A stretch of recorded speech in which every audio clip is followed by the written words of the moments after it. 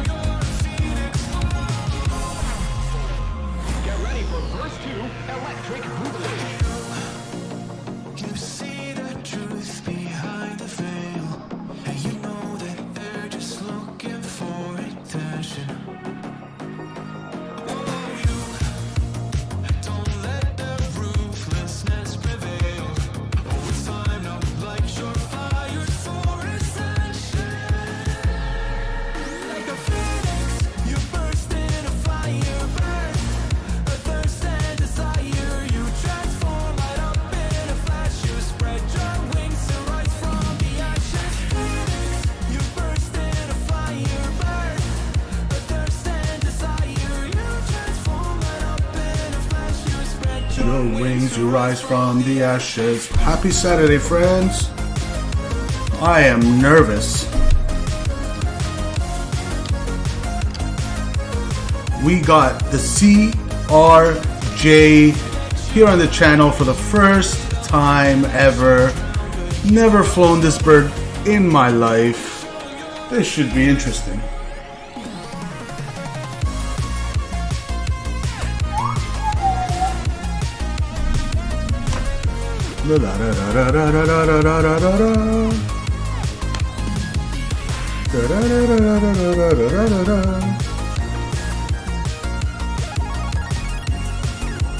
Welcome to Telluride.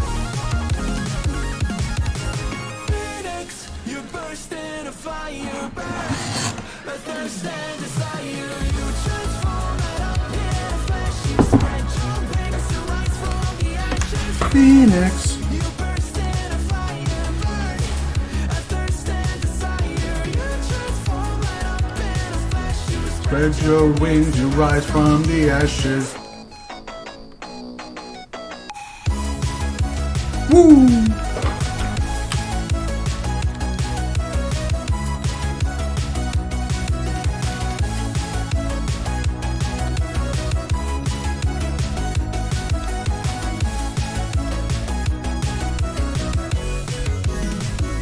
Alright.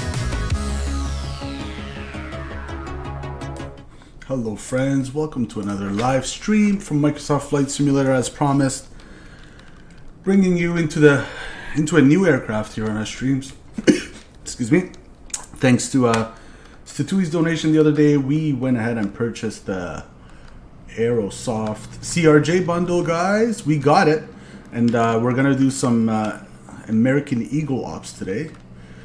This is not, I don't believe this is a real life route for American Eagle. Obviously, I don't think CRJs land in Telluride in real life. I believe the biggest planes they have landing here is probably going to be like Citations and things like that, if I'm not mistaken. But yeah, airliners I don't believe use this. Maybe chartered flights, airlines, but not official ones like this. But I thought it'll make for good content to get out of here. Look how beautiful this is, guys.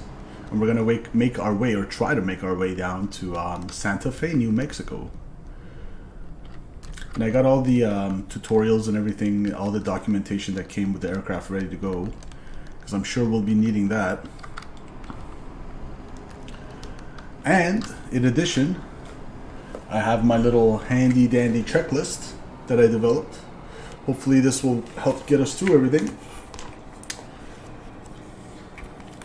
And yeah, let's see how this goes, guys. I ask you to have some patience on today's stream, as obviously we're not going to have anywhere near the level of proficiency with this aircraft as we have with the Phoenix and the fly-by-wire and the PMDG 737. So I ask that you stay patient as we make our way through their setup, and hopefully we'll get out of here in one piece, and more importantly, we'll come back in one piece to or we'll arrive in one piece to Santa Fe. So let me get all the documents out here. Okay, and we're gonna be using SimBrief for our flight plan. I just generated a normal flight plan from Telluride to New Mexico, Santa Fe, New Mexico, using the default CRJ 700 profile. Looks nice, guys. I see a lot of these in Air Canada Jazz livery in Toronto. The American Eagle ones don't land in Pearson. I see the American Eagle ones that do come here are Piedmont Airways, so they'll be like Embraer 145s. But what a beautiful airport this is, guys. Very high density altitude, I believe. It's at 9,000 feet, so this just exceeds, I think, the CRJ's max takeoff altitude, if I'm not mistaken, according to the charts. But just, I mean, 8,000, it goes as high as 8,000. We're about 9,000 feet. We'll see how it works out today. So, here it is, and that's going to be a problem right away. Oh, never mind. Okay, good. So, let's see. I'm thinking, should I try to go with my own checklist? I think we'll do that, and what we'll do is we'll also have the CRJ. There's a tutorial flight that they take you through where it basically shows photos of absolutely everything you need to press and all that. Let me show you guys. Let's not keep you guys in the dark here. All right. Welcome to whoever's joining. Happy Saturday, guys. Thanks for joining us. We're not on VATSIM today, as promised. I don't want to make a fool of ourselves. All right. So if you have a look here, I have all these things open. Quick reference guide, aircraft operations, and this is for the 550 and the 700. Aircraft operation manual. So we're pretty much gonna start.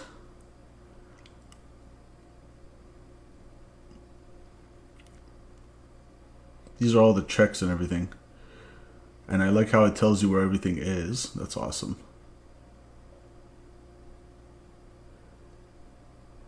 Takes you through the EFB and all that.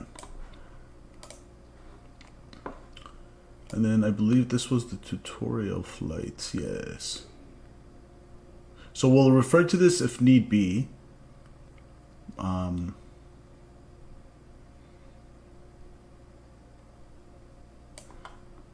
Yeah, so basically it has, this is the normal ops checklist.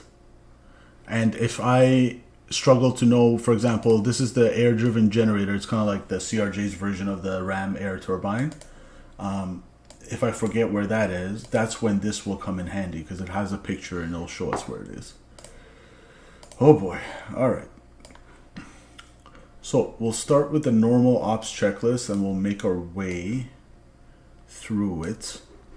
Let me bring you guys back here.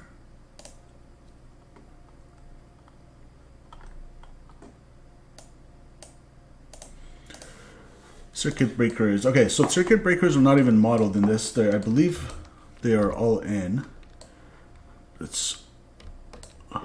Yeah, so you guys see how it's all, none of them, it's almost like one image. It's just a static image. It's not modeled. So it's interesting though. Like I said, like I always say, airplanes are more alike than different. Is there a way to open the cockpit door on this?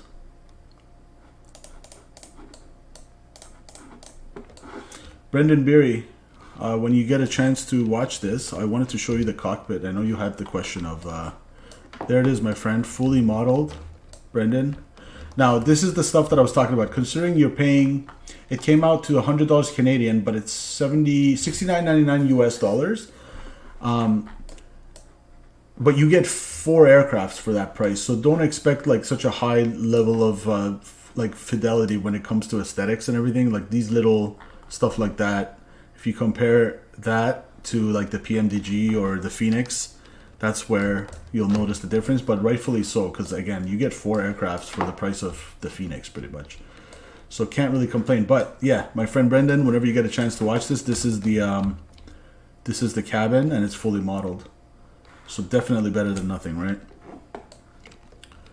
Welcome to whoever's joining. It's going to be a struggle today as we learn how to fly the CRJ. Never flown it in my life. So this will be fun, guys.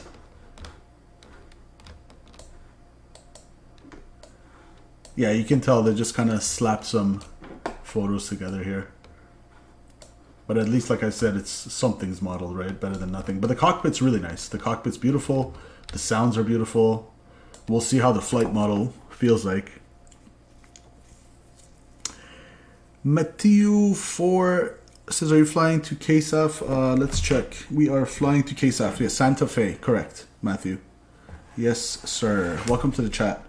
And like I said, this is the first time on the live stream that I'm... not on the live stream. This is the first time I'm flying this, period. Also, hey, are you going to be on VATSIM? Matthew, so every single stream we're on VATSIM except today. You know why? Because I've never flown this and it's going to be already hard enough for me to try to manage this aircraft.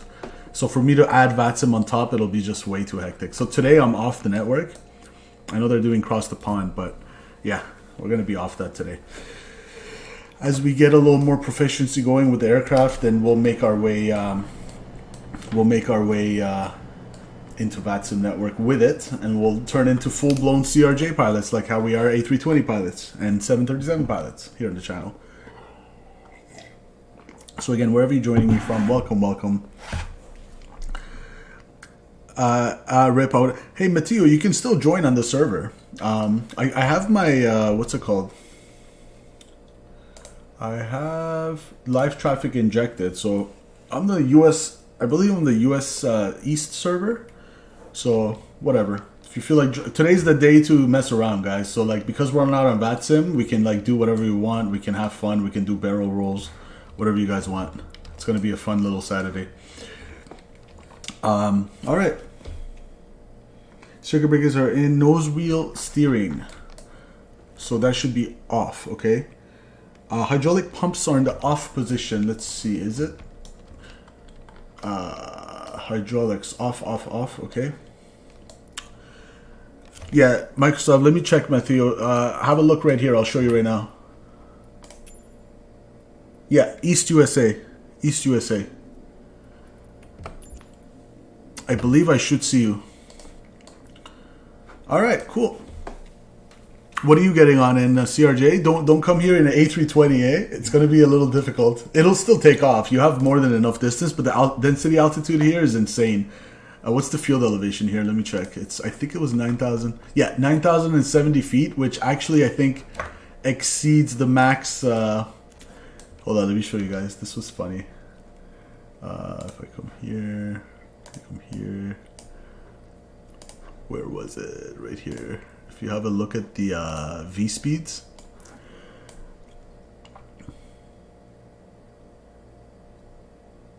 What's our weight today? Zero fuel weight is 59,000. Oh my goodness, so we're heavy. We got a zero fuel weight of 59,000 pounds per sim brief. We got an estimated block of 8,000. So 59, so that's 67,000? Does it even support that? It should, because I use the profile from SimBrief, so it should. Oh, we're heavy, guys. Okay, 67,000. So we're 67,000 pounds. I will try to also fly the CRJ. Matthew, will struggle together, my friend. Welcome to the chat. I don't believe I've seen you, so I think you're new. Cool. So pretend we're at 8,000, although we're at 9,000. Maybe I'll add a couple knots to account for it. So now we're like going into uncharted territory, guys. I don't... you know what? Actually, I might go for a flaps 20 because it's not a short runway. How much runway do we have? We have 7,000 feet, so that's more than enough for the CRJ, but I'm concerned about the density altitude. So why don't we do a flap 20 takeoff? So it'll be probably around, what's the METAR? Let me see if I can look up the METAR real quick. So we got METAR, KTEX. Also, let me bring, I forgot to have a Nightbot join us. Here, Nightbot. All right, cool. So KTEX as of 10:35 Eastern time, which is 20 minutes ago.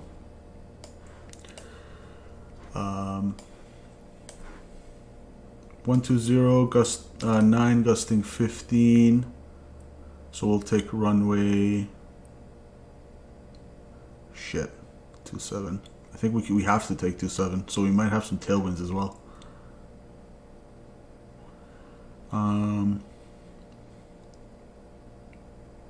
Altimeter 3001. Let me write that down.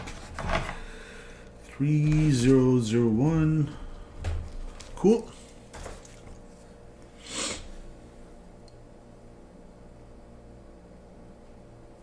And temperature is 7. So that's working in our favor. At least it's cold. So that'll help with some performance. Let's see. So flaps 20, less than 10 degrees, 124. That's where, and we'll call it 125 to be safe. All right, I'm cool with that. Let's continue. Handy dandy checklist. This is going to be such a painful process, guys. Thanks for bearing with us. So hydraulic pumps off, spoilers, lever is stowed. Landing gear is down, of course, and stowed. ADG is stowed. Air-driven generator, it should be down here. Air-driven generator is stowed. Cool. Guys, how cool would it be if like randomly a CRJ pilot just like joins the chat? Is like, I'm a CRJ pilot. What questions you got? That would be like a dream come true. La Boom TV's in the house. La Boom TV, welcome, my friend. I know you're very familiar with Bombardier aircraft. We're in the CRJ today for the first time ever, as I was telling everyone, struggling with it. And I'm not rushing. I'm not on the network, so I don't feel rushed or anything. I'm just going to take my sweet time and learn this bad boy. All we can hope for is not to crash and to get that back down on the ground in Santa Fe in one piece. No promises, but we'll do our best. Okay, ADG is stowed. Emergency flap switch is normal. Let's see, where the heck is that? Emergency flap switch is normal. Perfect. Battery. Okay, here we go. Can we request some ground power? I'm gonna come over here, and actually the EFB is really nice, guys. This is one of the nicer EFBs. After the Phoenix, I'd rate this numero dos. Maybe on par with the fly-by-wire. Okay, so air cart we don't need. Can go ahead and get some cargo in there. Chocks are set. Passenger door will open it. Stairs will come down. We'll request ground power. We'll there's no service. There's not a chance I'm gonna have a galley and catering up in Telluride. I mean, come on, guys. We're not gonna have food. We're not gonna have food on today's flight, are we? And I see people are waking up slowly and joining the chat. Appreciate you guys. I know a lot of my regulars like to watch in the background with their feet up on the couch, probably drinking some tea right now or some coffee, wherever you're watching from. Hello. I'm not gonna lie, guys. The reason why I'm going so slow is because I'm so nervous. I'm not gonna lie with you guys. I'm so freaking nervous right now. All right, emergency flaps is normal battery on. All right, let's get the show on the road, shall we? We'll go here, here. Battery. DC service, so I don't know what that is. We'll go battery on. Whoa. Hello. Cool. So we managed to turn the battery on. That's a improvement from the last 20 minutes. We got nav lights on. So ground power we'll request, it says available. Or APU on. So we could have actually gotten a little creative and pretended because we're in Telluride, there's no ground power available, and we would have just done a APU start using the battery. But let's not get so creative on our first stream with this aircraft. Matthew says, wait. Oh, Matthew, don't you worry, my friend. By the time I get out of here, it's probably going to be another 45 minutes to an hour. Trust me. We're going to take our time today. Yan Chick is in the... Yan, I hope I always pronounce that right. If I don't, please correct me. But Yan Chick is in the chat, one of our regulars. I believe Yan came on board when he saw our flight from Wrocław to... Where was it? I can't even remember where I went. Wrocław to somewhere. All right. AC power. There we go. So now we have some alternating current to the aircraft and we're alive, guys. All right, so far so good. Battery on, nav light on, ground power request, AC power on. IRS is to nav. IRS should be down here. 1, 2. Oh, let's align that. And I believe I set it here before to real time. Let's make sure we're happy with all these settings. Where was it? Here. All right. Temperatures. I'm happy with Celsius. Weight. I'm happy with pounds. Barometer, inches of mercury. That's fine. And it's independent. Perfect. Meaning the captain's side and the first officer side are independent of each other. Flight director mode, I like that kind, not the single queue like in the citations and whatnot. And this one, even though, guys, I saved it, it just keeps jumping back to the default settings. That's kind of, it boggles my mind why, but every time, though, I have to change it back. PFD, I don't want any hints. Flight number, I don't know what that means. Autopilot disconnect yoke sensor, yeah, leave that low. Okay, we'll save that. Maintenance, we don't need maintenance. We got 1850 psi on the oxygen, that's fine. Aircraft, default's cold and dark, that's cool. We are just, all right, we have the checklist there as well. Okay. IRSs are nav, fuel. Should we get fuel? We'll deal with that after, because I don't think it's like the Phoenix where it realistically loads it. It's just one click. All right. Emergency lights, arm. Emergency lights.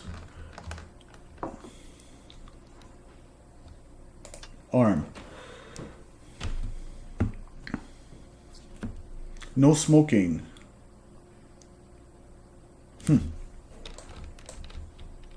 So no smoking on or auto? That's one thing I found out about this aircraft is weird. Sometimes when you click things, like for example the no smoking, you can't unclick it. I don't know what that's about. Like that can't be a real CRJ feature, can it? I know with the hydraulics, it might be. Once you turn it on, you can't turn it back off unless you turn it back into cold and dark or something like that. But I don't know why you can't turn this back. Anyways, that's why we got to be extremely careful what we click, guys. Matthew says getting on which airline? Whatever you... I'm American Eagle, so American Airlines, Matthew. Let me double check. I have my AIG traffic manager. So as you guys can see, we are connected and we're in real simulator time, and injection, we are injecting real traffic. So we're good. I should be able to see you if you're in the correct server, my friend. All right. What else we got? Yeah, whoever's one, like whoever has the CRJ but always is reluctant to fly because they find it difficult, join us. We'll do a little workshop today. KK, is it default? Yes, it is. Yeah, if it comes with a CRJ 700 at least. Yeah, Just go to the livery. It should be there, Matthew. Cool. Fuel, there we go. Fuel via EFP. So now I'm going to come over here. Let's get some fuel. SimBrief says they want us to take... SimBrief wants me to take 8,000. So I'll call it 8,300. We'll take a little extra fuel today.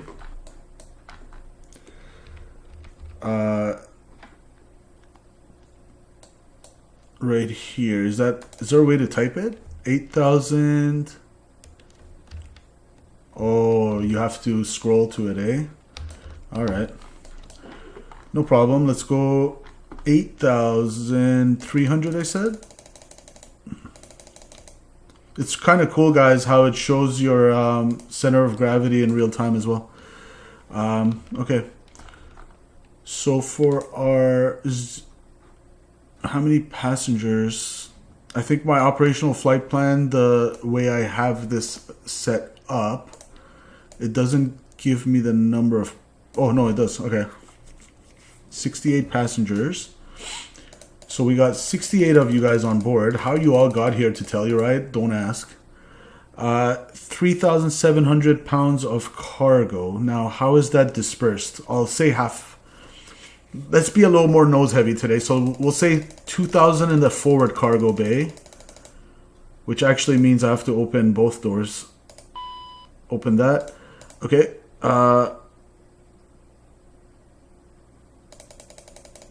2,000. We'll go...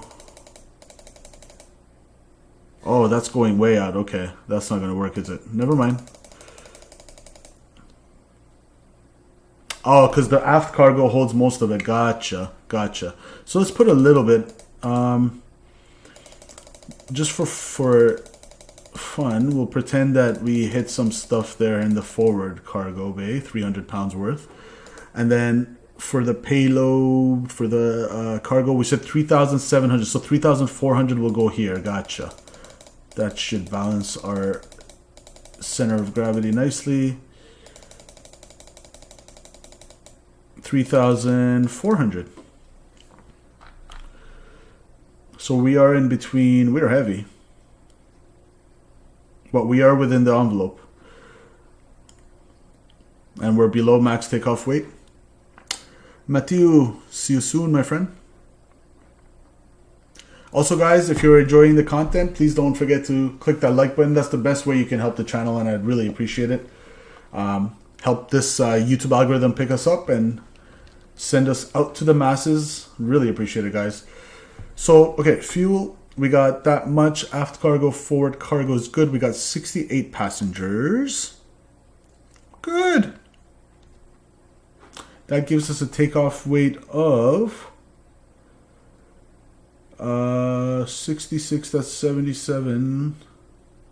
What are we at looking at? Around 69, 70-ish? 70,000 pounds? Perfect. Matteo says, I'm going to take long to start this ish. Don't worry, man. Look how slow I'm going. The reason I'm going so slow is because I told myself my purpose for my streams usually is on a normal basis is to entertain. Today is to learn. I believe our friend Statui said he wanted us to try our hand at it live. So Statui, my friend, I don't know if you're watching in the background or if you'll catch this later. In either case, salute. CRJ 700, have you tried it, Jan? I believe this is the ER as well. It's the extended range. So we probably got what, like more capability, more storage for fuel, a bigger fuel tank, perhaps. I don't know. Extended range. I'm used to seeing the 200s and the 900s. So the CRJ 200, 900 is operated by Air Canada Jazz, and that's what I usually see. Okay, so select zero fuel weight or enter passengers. We did that. Select set payload in simulator. So are we happy with everything? If we, yeah, East USA. East, let me check. Matthew, we are in the East USA server as you see right here. Cool. All right. And like I said, guys, normal circumstances, we will do a flap 8 takeoff, but because I'm nervous about the mountains in front of us, I want to get off the ground as quickly as possible, kind of like a short field takeoff, or short takeoff. So we're going to go flaps 20. Now this is interesting. When I was watching Flight Deck to Sim stream 8 months ago for the CRJ, this exact one, he said that the takeoff data was not programmed from the EFB if the field elevation was over 6,000 feet. Now, this was like months ago. I'm not sure if they fixed that. That was the reason I pulled out our charts. That was the reason I pulled out this guy that I showed you guys. So I don't know. I'm kind of torn. Do I go with this or do I just... I'm going to go with this. So we're at... Did we say 70,000? I believe we said 70,000-ish.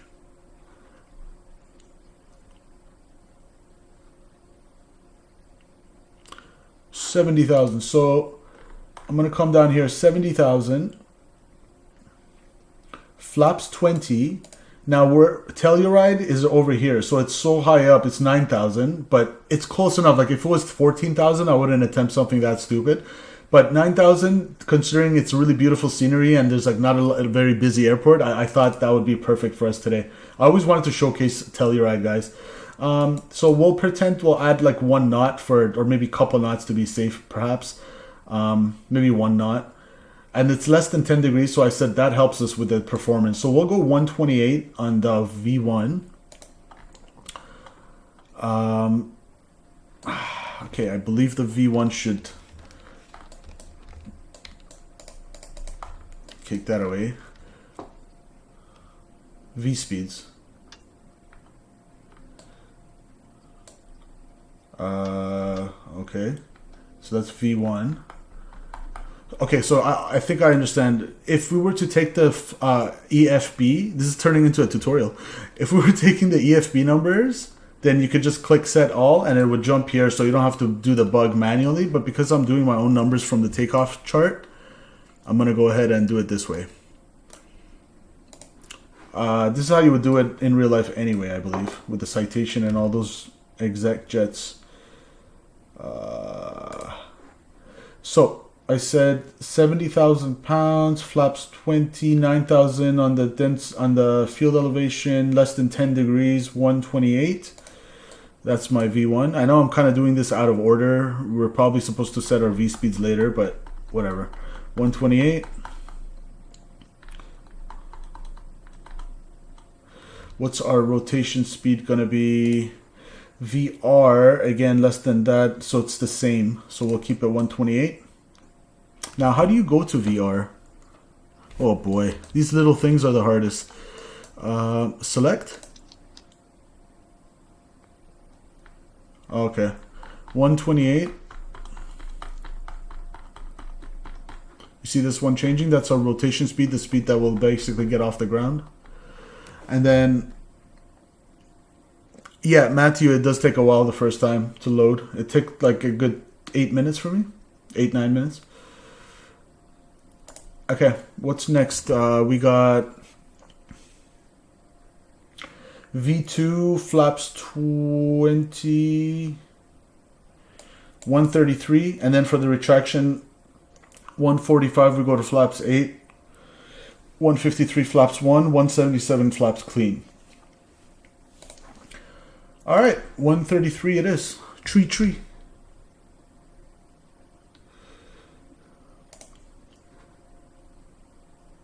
VR 133. Yeah, 133. So let's go select. Where are we at? Oh my goodness. 0 level of proficiency with this aircraft right now. And what did I select? Where's my V2?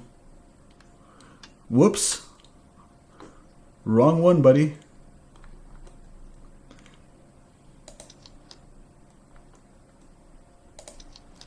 There we go, 133. Our target speed, the VT, I believe it has to do with engine out. 133. So for that one, we'll just take what this gives us.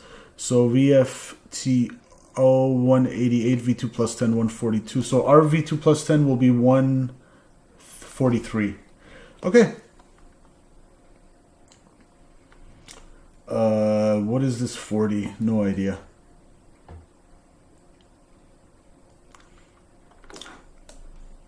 We'll go 188 for our single engine climb speed, basically. Whoops. Not that. Not that. Not that. Maybe that. No. I can't change that?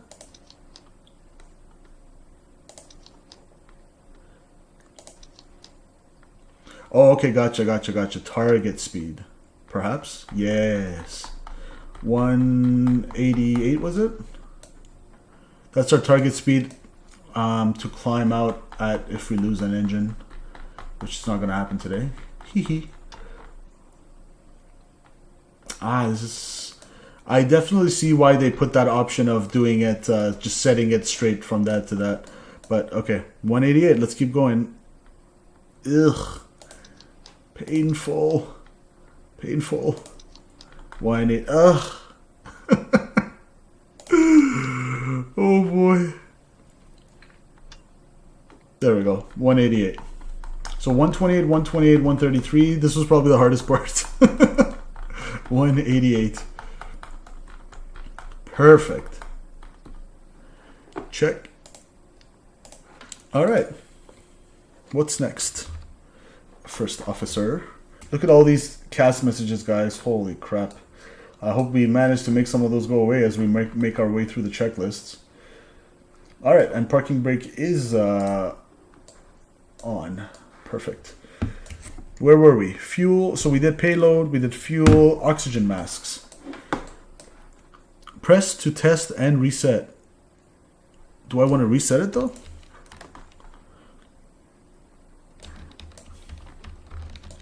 Press to test. I see a little test thing there.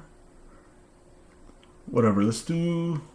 I believe this is how they did in the tutorial. Alright, that's good.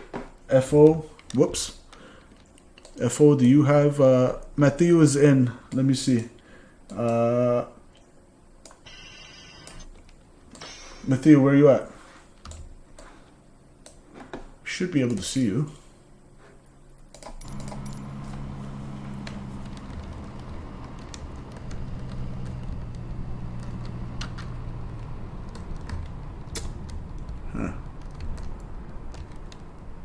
I don't know why we can't see each other, Matthew.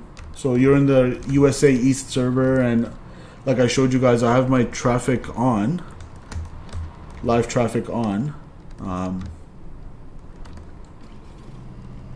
And I've flown with other people before on the channel, so I don't think it's my settings, Matthew. I'm not too sure, man.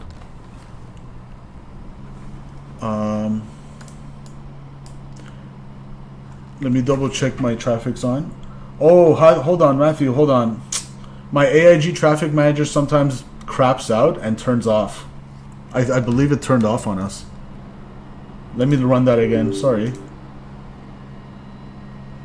Yeah, don't worry, 1 second, Matthew. I think it should, you see this loading? I swear I had loaded. I already showed you guys earlier in the stream that it was on and working. This is really annoying because it's fine in these situations, but when you're on VATSIM and it suddenly disappears on you, that's not good because then you won't see traffic.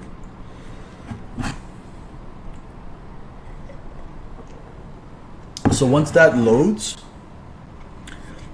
yeah, I know. I don't do it through Microsoft Flight Simulator, so I do it outside of it via the traffic controller. Like there's a tutorial on YouTube if you're interested. But once that loads, I hope we'll be able to see you.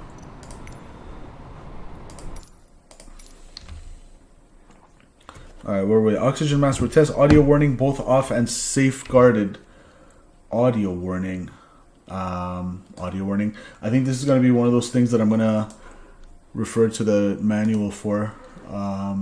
Where was it? We'll go...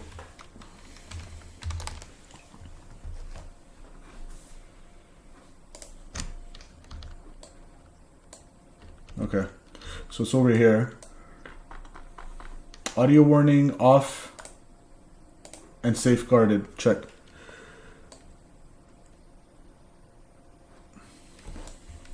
And let's see how our traffic controller is loading. Still loading. Yeah, that's really annoying, guys, how it just turns off on me. Maybe I should switch to FSLTL or whatever it's called. I haven't really tried it yet, because there was some bugs with it, but like this always works fine for me, but I just don't like how it sometimes disconnects. Let's see, do we see... Huh.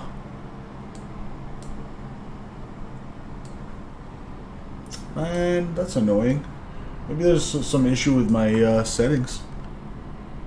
I don't think so, though. It usually works.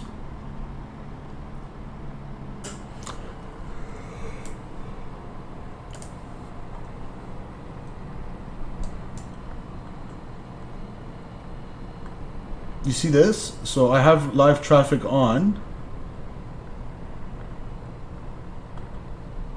That's me, I believe. Or is that you, Matthew? Nope, I don't see you.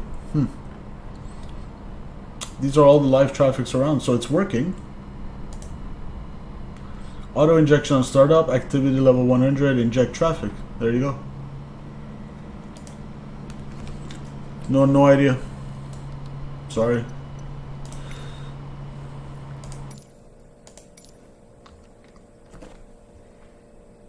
Electrical panel generators on auto. What do we got here? Electrical panel generators.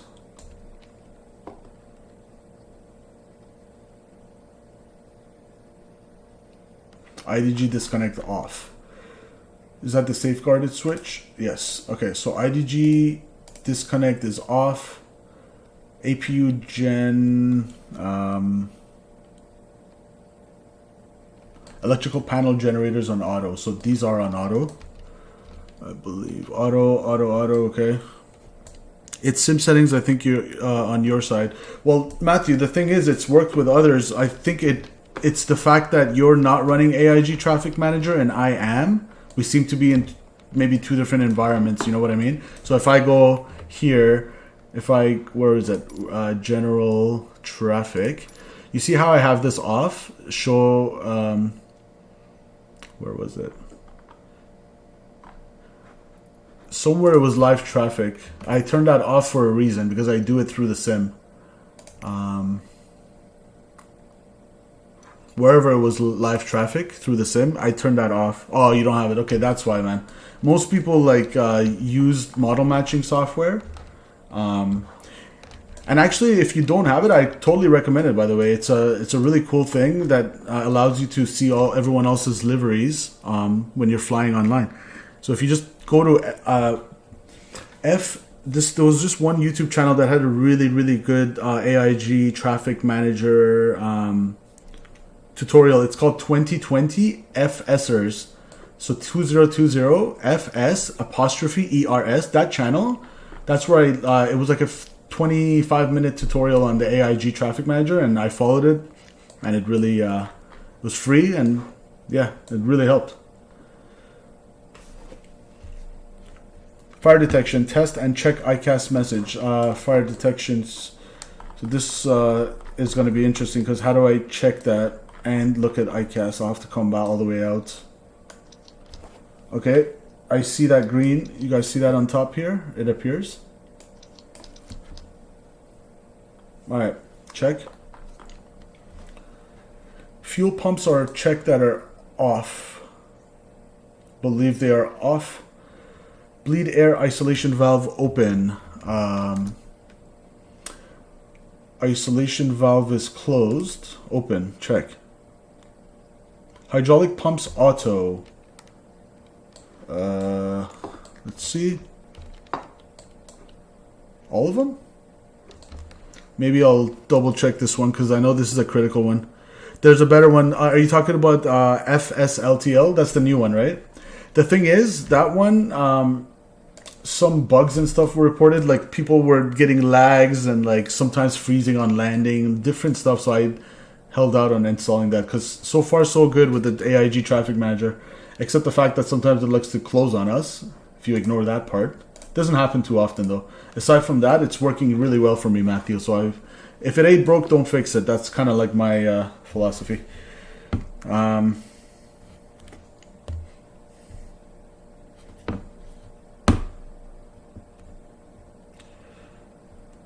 Hydraulic pumps auto. Oh yeah, that's what I was going to check. So hydraulic pumps. Let's see.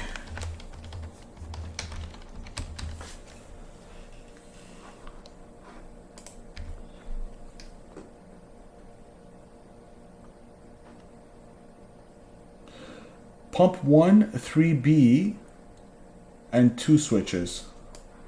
So let's see. Pump 1, 3B, and 2 switches. Assure that all control surfaces are clear before powering up the hydraulic system. Check that pressures and quantities are normal. Setting those 1, 3B, and 2 to auto prepares them to being activated as soon as the engines are started. 3A only offers an on and off position, so please set it to on. Okay.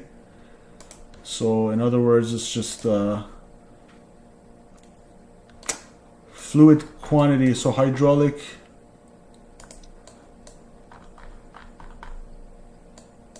We got 60%, 60%, and 45%. And these are the control surfaces that are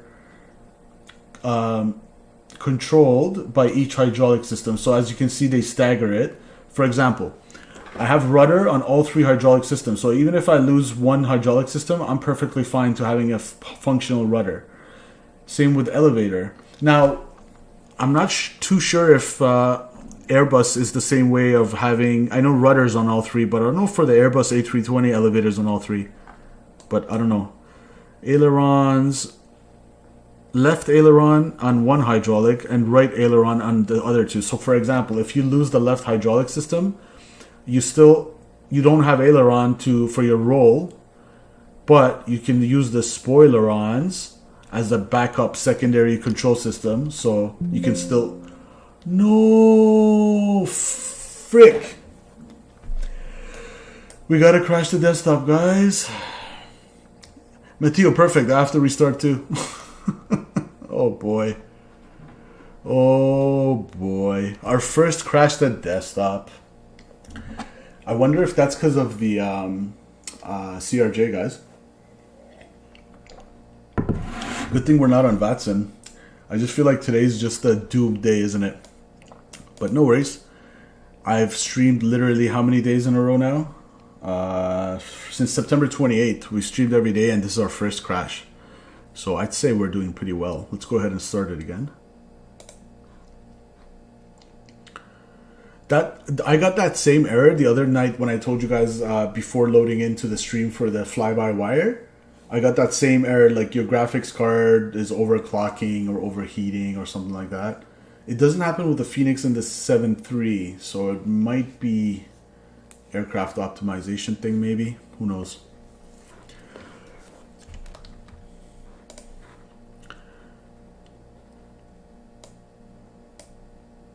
Thanks for bearing with us, guys. I told you today is going to be a grind stream.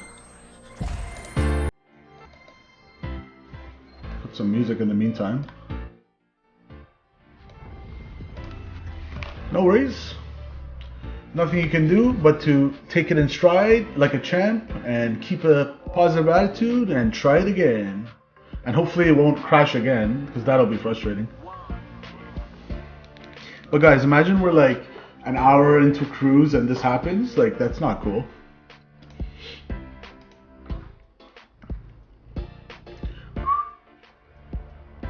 Rep crashed it. Oh, I thought it crashed again. Yeah, rip Matthew.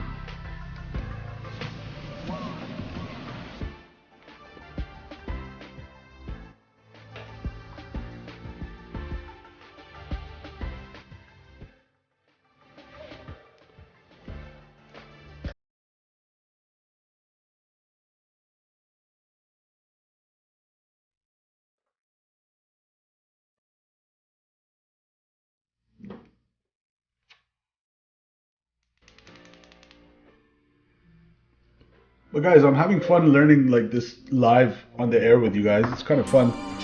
I'm liking this little workshop session we're having.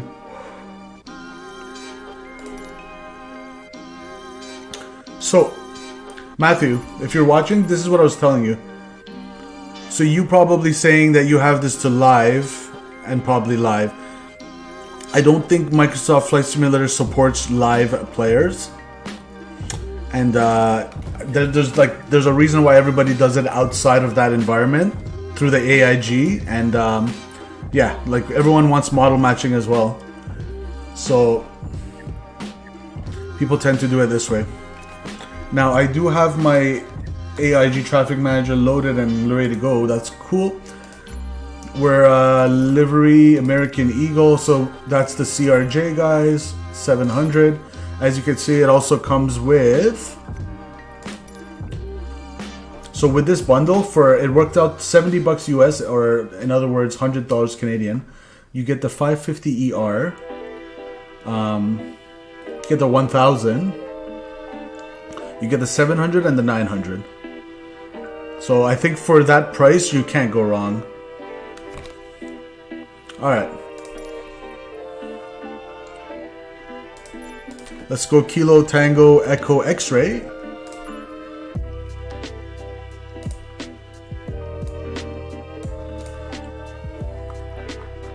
I'll load in the same area again.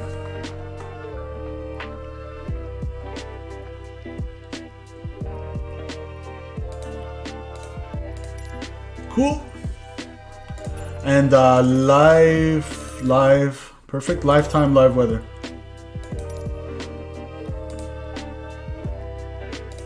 Let's see if we get an updated METAR. Nope, still the same METAR.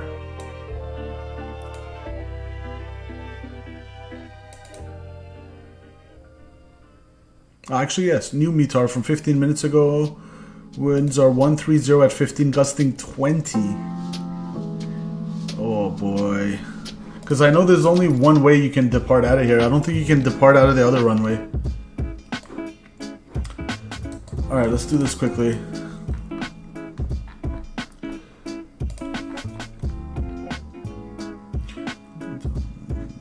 Okay, so that seemed to have saved, which is good. Cold and dark, that's good. We'll take that. We'll passenger open, forward cargo open. Chocks are in place. Okay. I think we're back to where we were. Now we just got to do our payload. I said 8,000. What was it? 8,300. We'll call it that. And we said how many passengers? 63 of them. And how much cargo did I have again?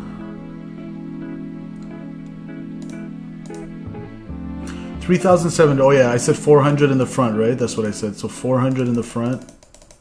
And that gives me a balance of 3.3 in the back. 3.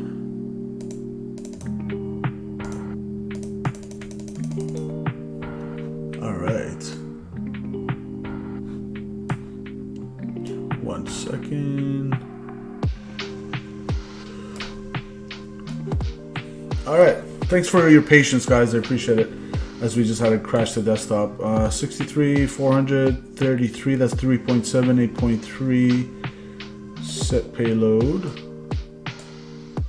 And okay, let's see. Well, I'm not gonna obviously do all those tests again, so I'm just gonna go battery on, AC on, nav lights on. That's stowed. Whoops.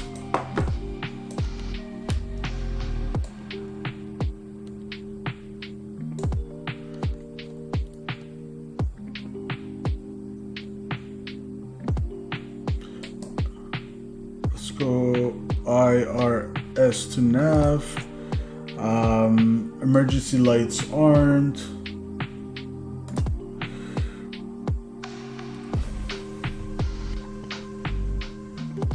No smoking signs. Okay. Fuel we got, and we got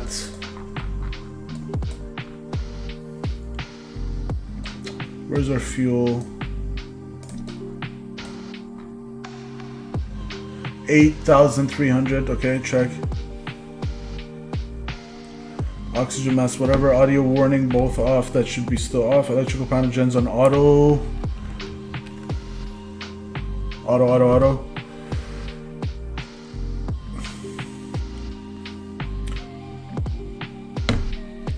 Okay, isolation valve open. Hydraulic pumps on or auto? See, this is what I meant. I don't know if this is a bug, guys. Like, it turns on, but in the tutorials it says put them on auto, but it doesn't let you click either way. It's just one click and it goes to the on position, so no idea. We'll go that on, that on, okay, whatever. I totally don't understand because it does not jive with the tutorial. But they're on.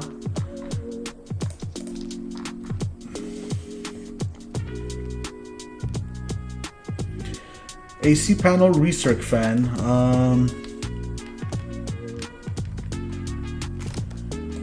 AC panel recirc fan off. Okay. Auto, or correction, on. Good. Pack switches on. Aft cargo air on condition. Aft cargo air condition. Ice detection test and check ICAS message. Ice detection test. Oh, well, okay, where was that? Right here. So we're gonna look for an ICAS message.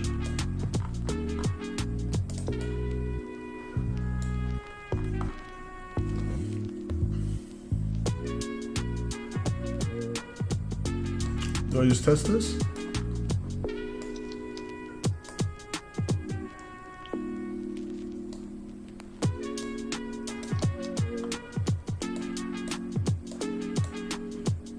I don't know if I saw a cast message, but I did see it say ice.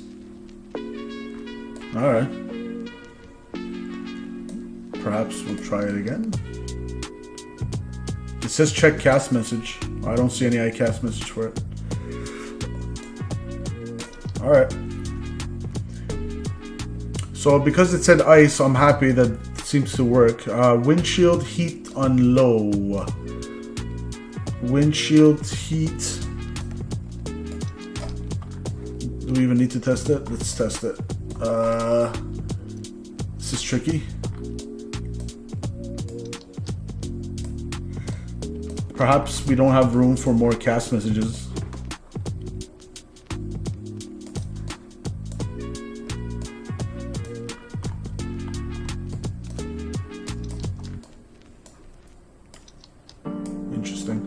Well, we'll just turn it on. Like the checklist says, windshield heat low. Okay. Doesn't even... Oh, it is on low, of course. Cool. Cool.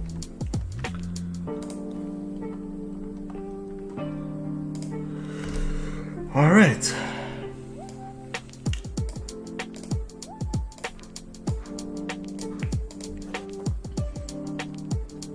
Stall test, push safeguarded switch.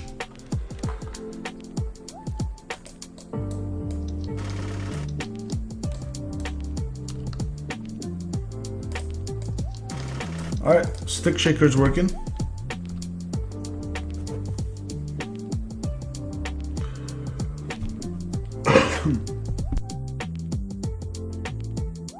Excuse me. What is our altimeter?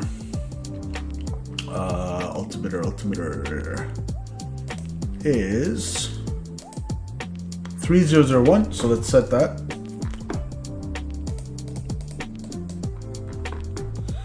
Barrow, yep, 3001 is set once, set twice, and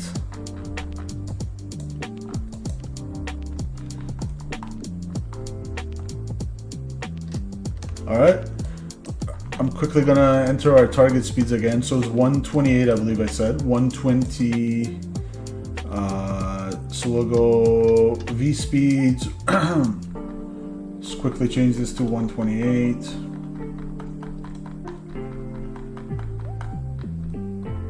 Cool.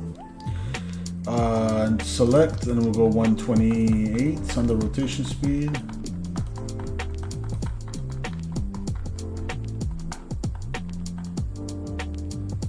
And V2.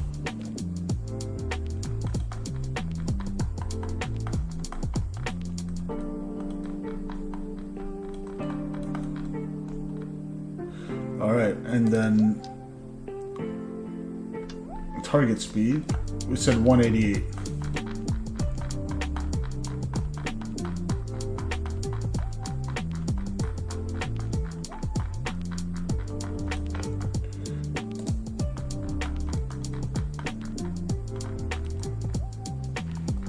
Good.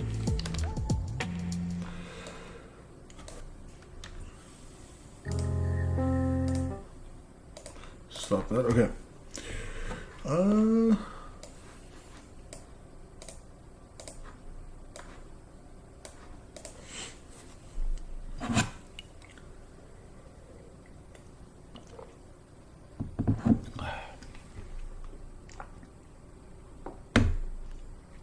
Did we do the aft cargo?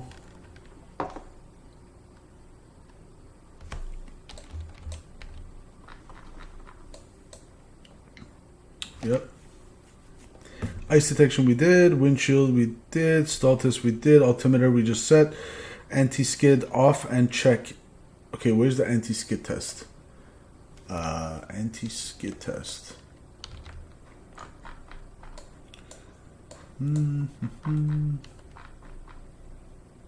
Anti-skid, yep. Test off and check ICAS message.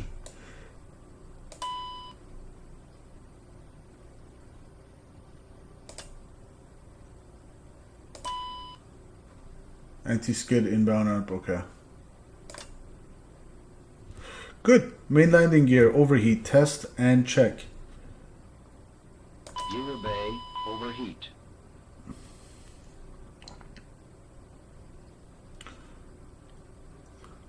Overheat warning fail. Test, check. Engine sync, switch N1 or N2, okay. Ground proximity on, no light. Ground proximity on, no light. Pitch roll, disconnect handles, correct position, check, check. Thrust level levers, verify, shut off, yes. Stab mock tram the yaw damper on, so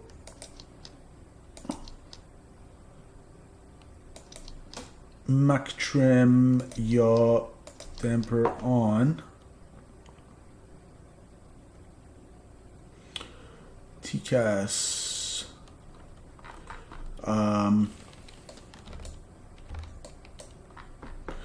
So let's say we're gonna squawk 2000. That's fine.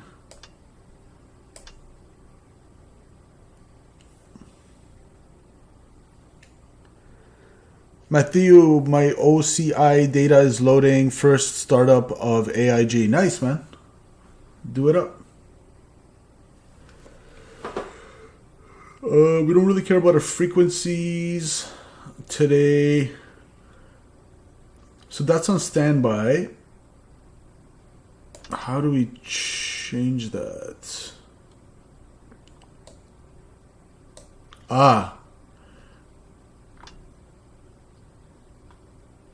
There we go. So now we're squawking 2000.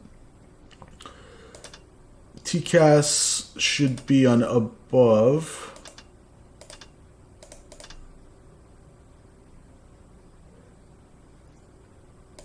TCAS mode standby. Okay, we'll do auto. And we'll do norm since it's auto and just test it. TCAS test okay. TCAS system test okay. Thank you. So traffic collision and awareness system test check. All right. Where were we at? Engine sync switches, blah, blah, blah. Ground proximity switches on, no light. Petrol, stab my tremor. When fueling, complete seatbelt signs on and boost tanks on. All right. So we have fuel, 8,300 and indicated. If I go fuel, 8,360 pounds on board. That's good. And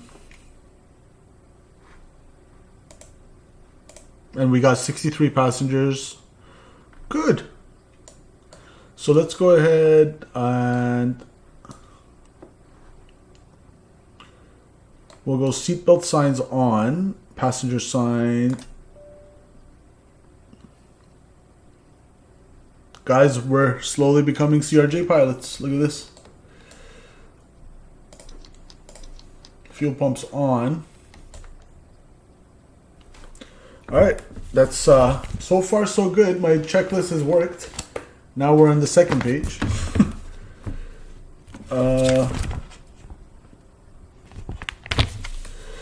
FMS. Oh, finally something familiar. So let's do some time, spend some time on the box. It's very similar to the 7.3. So our nav database is valid through November the 3rd, 22. Secondary database, October 5th, whatever. Good. We'll go here. That was our status. So we'll go pause init. We're at KTEX, so Kilo, Tango, Echo, X-ray. And guys, I gotta say the I don't know, the way those clicks and just the way it just feels really nice. I don't know how to explain it.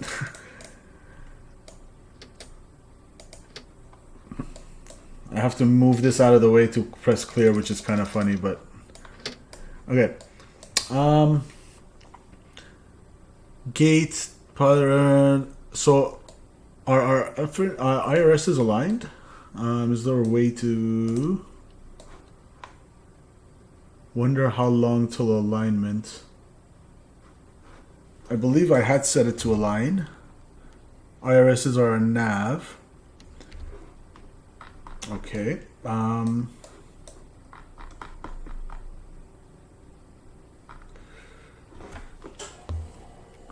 Flight time with Daniel 2. Hello, welcome to the chat. It's a CRJ 700, Daniel.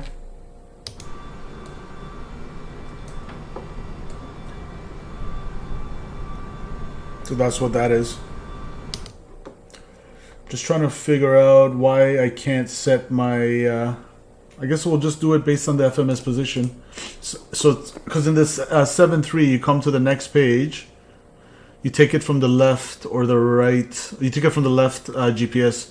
Here we have Global Navigation Satellite System 1 and 2. And then I guess the FMS kind of works based on both of them to correct it if need be. But in this case, they're all the same numbers. All right.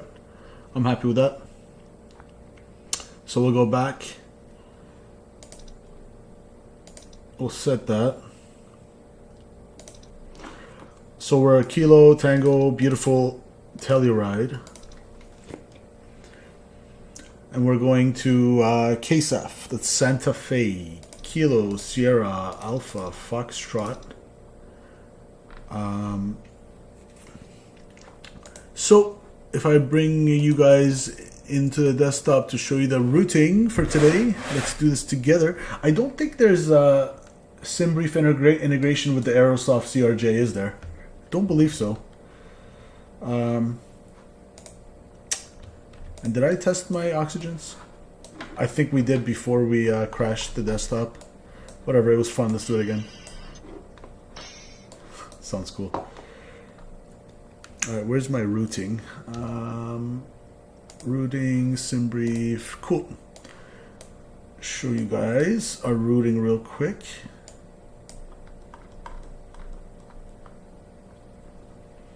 So there's no SID here.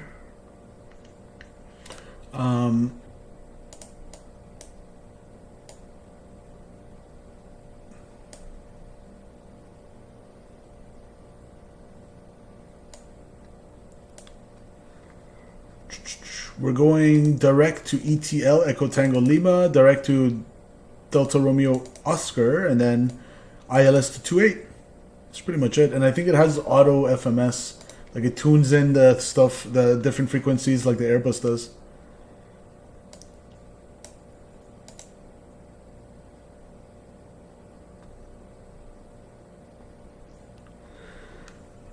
Let me open up Sim Toolkit Pro, guys. That's one thing we forgot.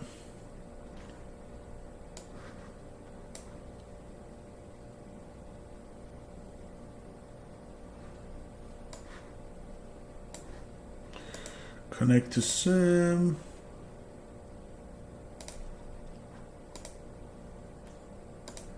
Alright. So Sim Toolkit Pro is loaded.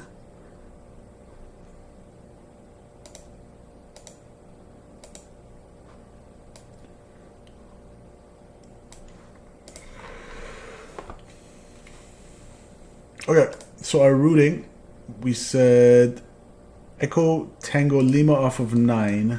So let's go Echo Tango Lima.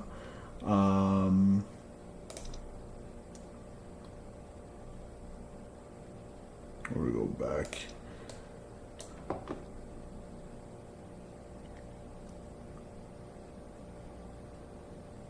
Echo Tango Lima. Unless I have to go to the next page.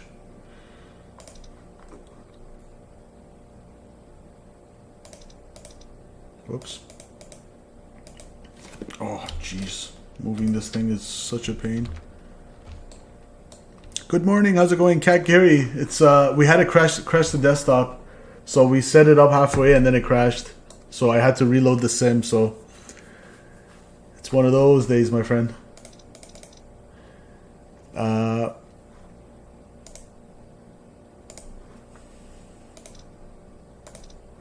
There we go. So ETL, and what did I say after? Direct DRO. But so far so good. We've managed to this checklist I made, Gary. I managed to it's working so far. By the way, Gary, was it you that said I look like that comedian? I saw the picture. I was laughing so hard. From Quebec or something? Alright, KTEX, good. We'll execute that.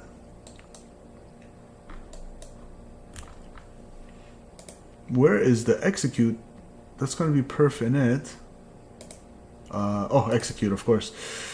And then for our departure, we'll go runway 9er. Now the winds, this is going to be the hairy part. Oh boy. Winds are coming 130 at 15, gusting 20. So out of the southeast. East-south. So if I do runway 9... The problem is, guys, runway 9, I'm not too sure...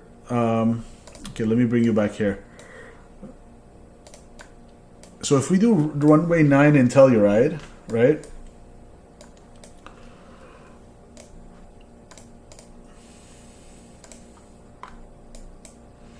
Never mind that. Barely has any charts, first of all, but I know there's terrain. Let me show you in drone mode.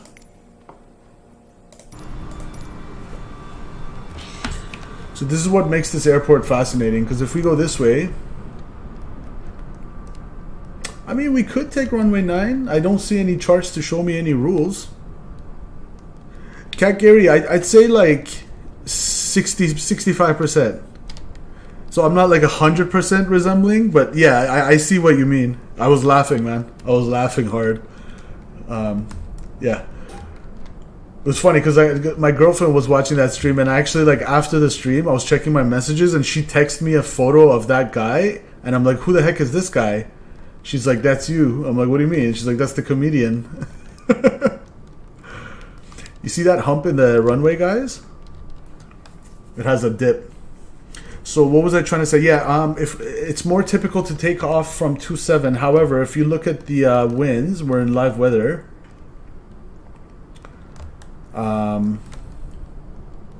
It makes more sense to take off runway 9. So there's a predicament that I'm faced with. Do we just boot it, punch it 9 into the headwinds as we should, and then take it off? Or do we do the more sensible thing? Because if we go here, and let me go faster so I show you guys. If I take it from this end, then at least there won't be any terrain directly, like rising terrain in front of us. You see what I mean? But I think we should be... But then we'll have a tailwind. You see, that's my dilemma. Because winds are 130. If you take 27, you're pretty much having a tailwind. And it's gusting at 15 knots. That's not the right thing to do on top of a mountain. So I think I'm going to make the call. We're going to take off into the wind like we're supposed to, even though there's rising terrain, and we're just going to do a quick little obstacle departure. We're going to do a VACOA. So there's different types of obstacle departure procedures. I'm not going to bore you guys, but one of them is called a visual climb over airport. Now, I'm not saying there is such a procedure published for Telluride, but I'm using that technique to basically get us away from the terrain on departure. So we'll do a visual climb, we'll do a right turnout, and I don't even think we'll need to do any loops. We'll just do a right turnout and go direct on course. Cool? So let's take runway 9.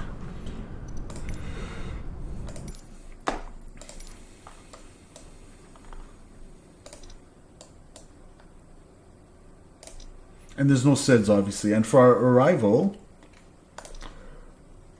I said ILS. What did SimBrief give us?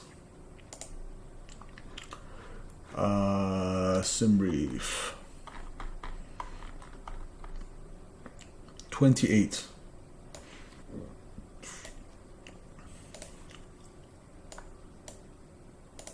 All right, 28. Matthew, it still hasn't loaded for you? Are you talking about the AIG? It takes a long time for the first time.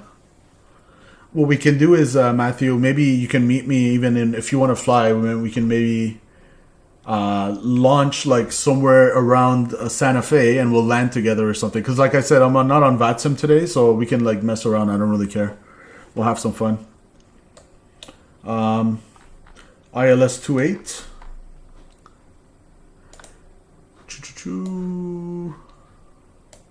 Yes, 28. Next page. Where is it? Next page. Oh, we don't have the ILS. Okay.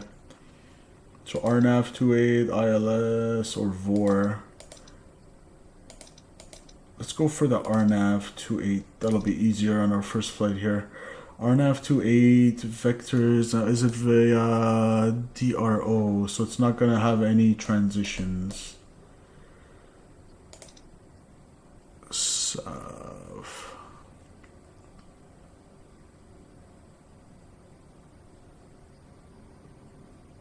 Yeah, it's nice, Matthew.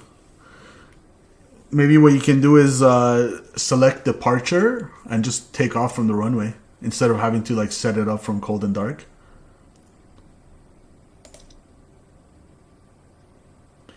Yeah, I'm pretty sure it's vectors. I'm going to execute that. That should be it. Now, how do I show the constraints?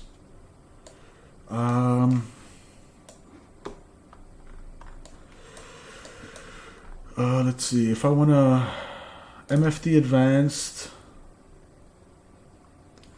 let's go plan mode. How do you change the navs? Is that the plan? So taking off runway 9, which works out as direct ETI. So this is what we're going to do, because I said there's terrain. Wait, that's north. Runway 9 should be facing that way. Okay. It is that way. So yeah, we might have to go like that if we can't outclimb the terrain.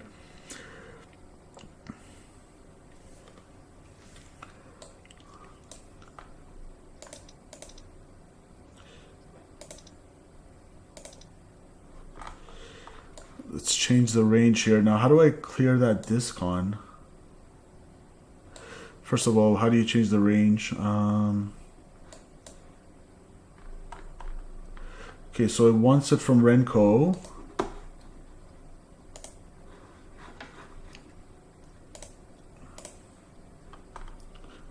Let me bring you guys back to the desktop so you see what I'm talking about.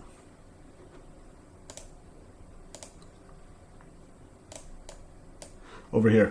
So for arrival into Santa Fe, we're gonna vector ourselves to Renko. 10,000 or lower. This has 10,000 or above. That's interesting. 9,200 and above. That's correct. Let's see. Okay, that looks fine. I just have to clear the disk on. So we'll go here. Next page, Renko. So this is like the Boeing.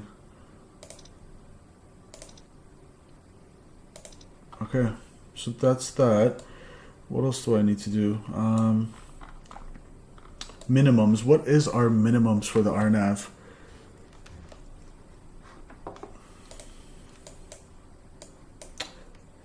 So it's an LNAV approach, basically 6,960 on the MDA.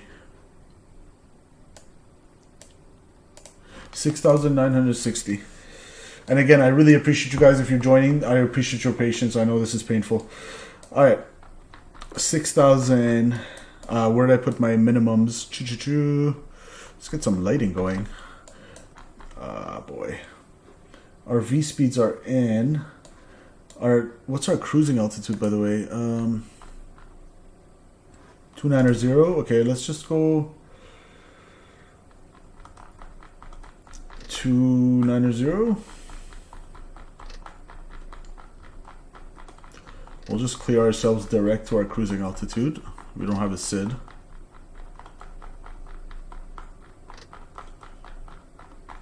There's got to be a quicker wave, guys. There we go. 23, 24, 25, 26, 27, 28, 29. Okay. So top altitude is set. Altimeter is set.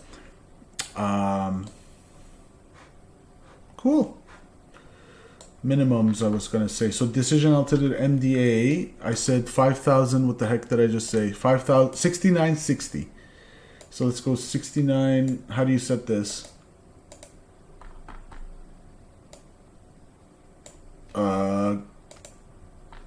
Okay. I have to keep, are you kidding me? This is going to take forever. Oh boy.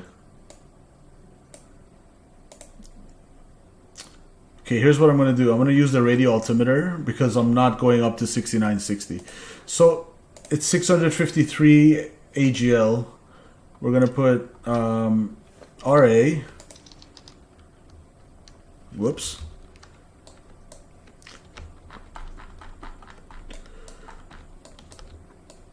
That's the radial altimeter test. What does that do? Oh, interesting. And our field elevation is correct. So this is going to be an MDA, but how do I have to give the altitude on the barrel? I guess we have no choice. No, there has to be. No, I don't see an option. Interesting. I don't know. So we'll just go to 6960. Cat Gary is it more difficult? Is it more difficult to learn than the A320? I'd say it's a little more involved to fly, Cat Gary. I don't think it's necessarily more difficult. It's more similar to the Citation. So if you're coming from exec jets and business jets, you'll be more comfortable with this kind of like bugging up from the side, and whereas with the McDo, with the Airbus, it takes care of all that for you. You enter the minimums there. So I tried that, Cat Gary, and what happens is it just went to 0, so I do not want to try that again. We're just going to painfully... Oh, my thumb. Or, sorry, my index finger. 69. Almost there, guys. And I'm not doing this on the first officer side. If there was a way to put the radio altimeter like in the AGL, that would have been amazing. It's not decision heights.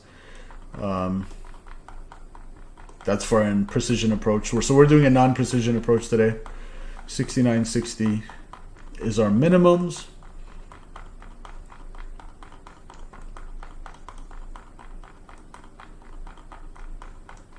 There we go.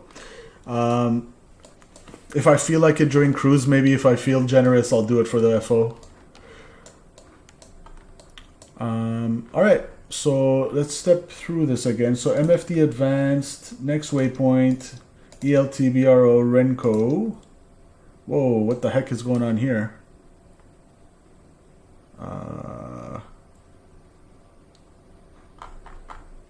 Is that vectors? What's going on there? So after Zebit, I want Kotak. So what's going on? Let's go legs. Renko. Okay, next page. Zebit, Kotak. Okay, so ignore that weird line. I think it's just a weird bug or something.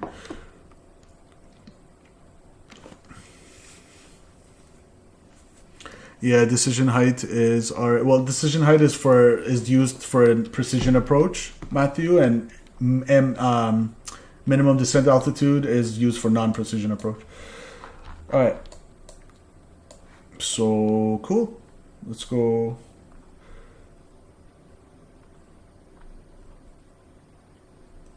Looks like we're good to go with that. Back to map. And what's our range gonna be? We'll do it here. Maybe here. All right. Cool.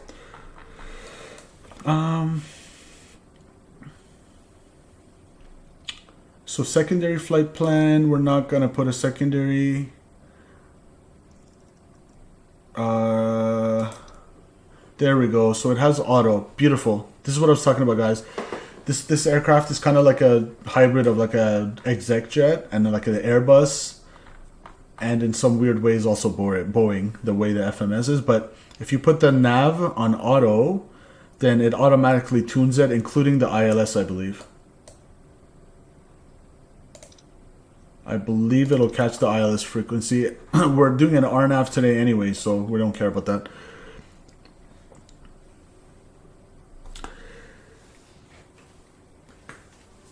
If it says decision height instead of RA, I use decision height. All right. What else? Perf. Cruising altitude. We said it is going to be 290, and that's checked. So 290. Invalid entry. Okay. Maybe flight level 290. Good. Passengers. What's the rate?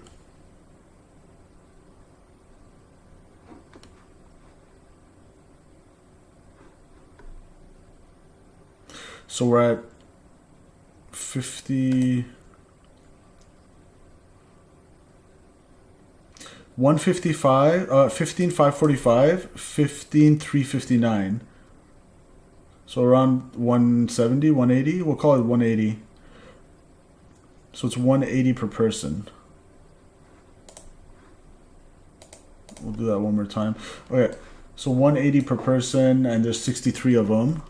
Can't believe I have to like jump through all these hoops right now. I could have just done, by the way, guys, you don't have to do it like this. Like I did it the harder way. If you just change to 0 fuel weight, then you can just directly enter your 0 fuel weight from SimBrief and your what do you call it, your fuel. But I did it the the harder way, quote unquote, because now I have to enter my passengers, my forward cargo, my aft cargo, and fuel, but whatever. So 63 times, we'll say one. Okay, let's do this properly now that we're running calcs. 15,545, and then I'm gonna decrease one person. That's 15,359. So 186. So my estimation was pretty correct anyway. 63 times 186, so 11,718.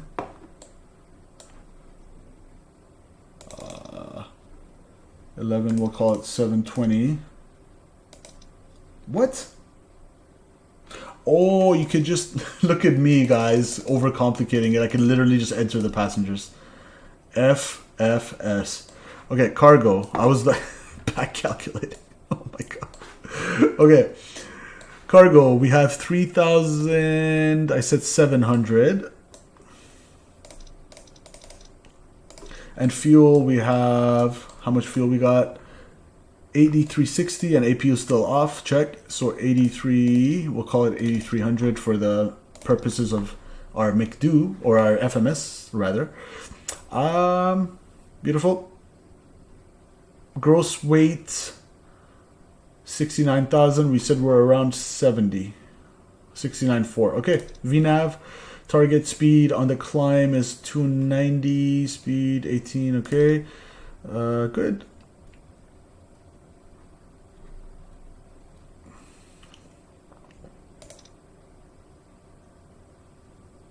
What is our ISO deviation? ISO deviation 7.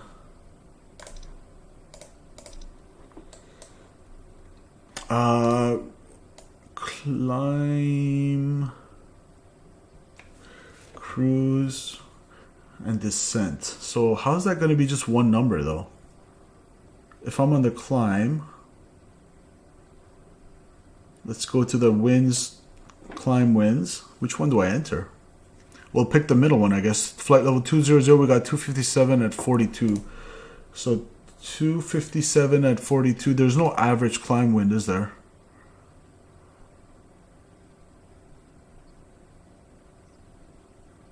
Nope. So 257 at 42 is the winds predicted. Of course, it's all just numbers. It's going to change in real life, isn't it? This is all just for FMS fuel predictions. All right. And that's true, not magnetic. Interesting. Whatever, we'll call it true. Cruise. We got average wind conditions on cruise of 257 at 75. Okay. And our descent.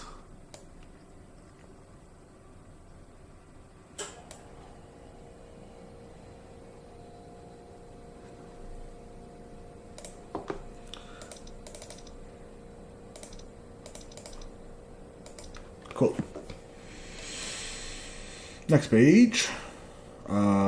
Next page. Reserves 1650. What was our FinRes? It was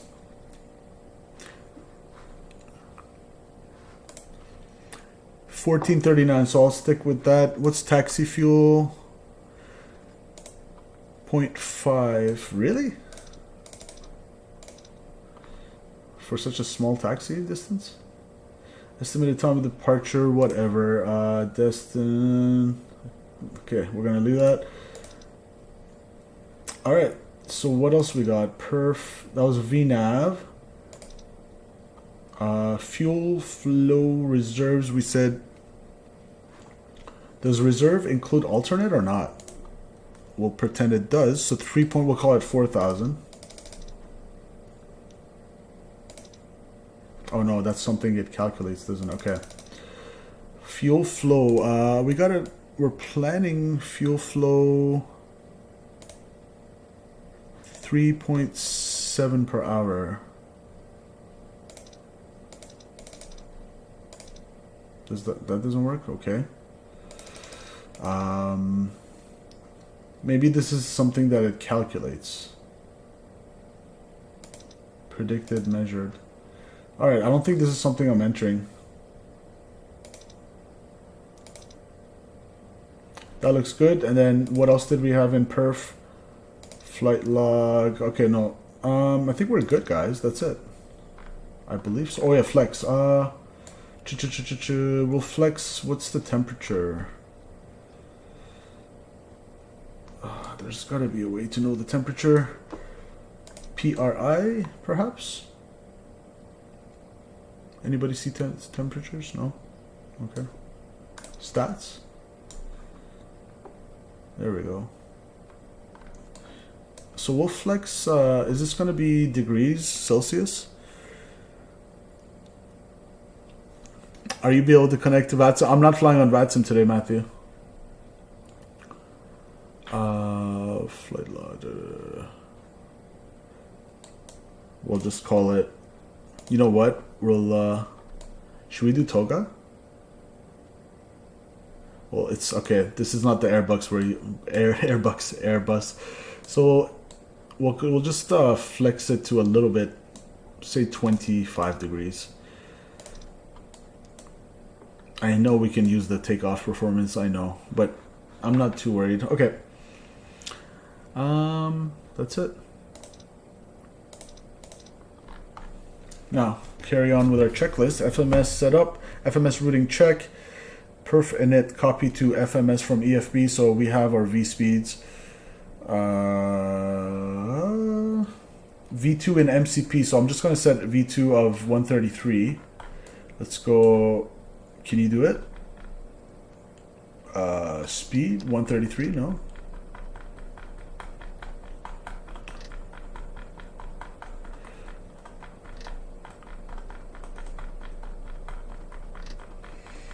I wonder if I can keep that bugged.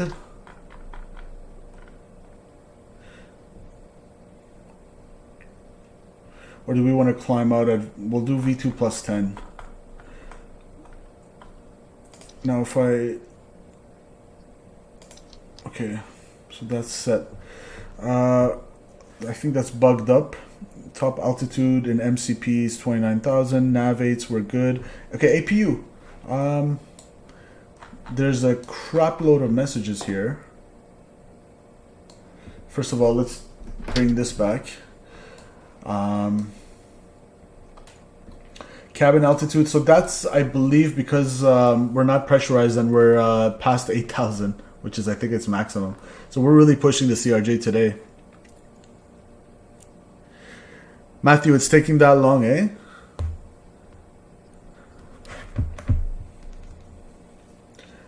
You'll glad you did it though. After everything is set up, then it won't nearly take as much the next time. Fly with us next time, man. Alex Nestor is in the chat. Hello, Alex. Welcome, man. We've been struggling setting this bad boy up so far, but so far so good. We're taking our sweet time. APU. So let's go passengers. APU, I'm gonna go.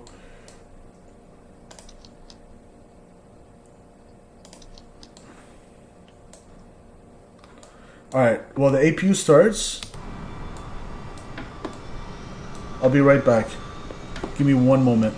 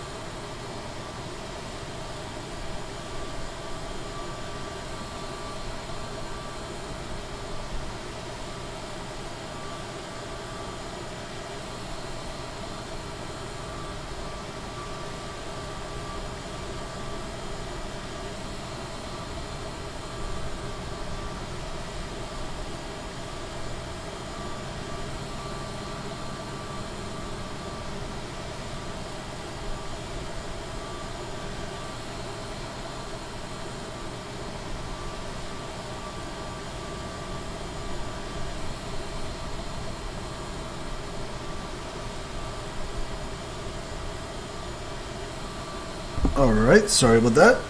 We are back. Where is my camera? There we go. Sorry about that, guys. APU is on and ready to go. To get some water.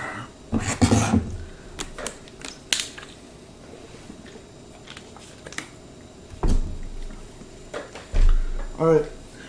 Now, I believe the bleed air should stay on auto. Both engines, yes. Cool. All doors closed and services removed. So far, so good. So good. My checklist has done me well, guys. Aircraft, guardrails. So let's close it all. Close that. Close that. We'll go. Close that. Captain, the cabin is secure. All passengers are aboard. Ladies and gentlemen, Roger. on behalf of the captain and crew, welcome aboard this flight. We hope you enjoy flying with us. Before takeoff, we would like to encourage all passengers to watch. Hey guys, you want to see my custom wing views? Let me know what you think of these. What the? Oh, there we go. That's one, and then the left one. A nice little back CRJ mounted engine action. Let me know if you guys like that. That's sweet. Then we got that. We got that. Our GoPros are mounted and ready to go.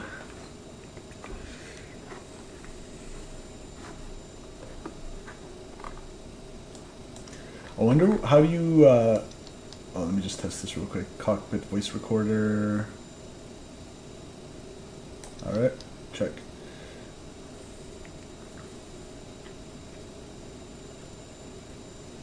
Matthew, no problem, man. Thanks for joining. I appreciate you. All right. Oh yeah, transponder on. I believe I already did that. Transponders on and squawking. Okay. Engine. Beacon light on. Beacon light coming on. We'll even put the logo on. Okay, I think we'll need pushback. Everything's good. Alright, let's get the ground power out of here. Ground power removed. Ah, shit. Guys, I turned off the APU. Sorry. I have to start it again.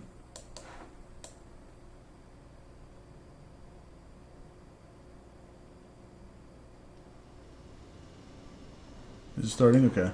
My bad. I meant to turn off the AC thing. This one. Okay. We're going to remove the chocks. Be right back. Alright, Matthew. No problem. Service doors are closed. I think that's it.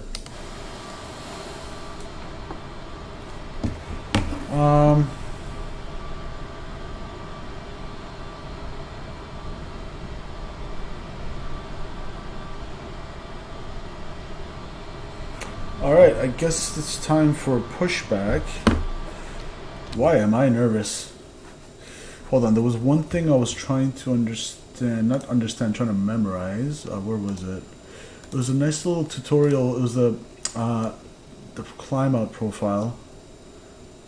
Whatever, let's not, right here, let me show you guys. So it's a go around procedure, but you can pretty much treat it like a takeoff. One little quick thing I found, which was cool. So pretend okay, again, this is for a go around, but pretend this is a takeoff from this point. So rotate, flaps 8, positive gear up, V2 plus 10. So that's why I bugged up 143, which is 133 plus 10. We'll go speed mode.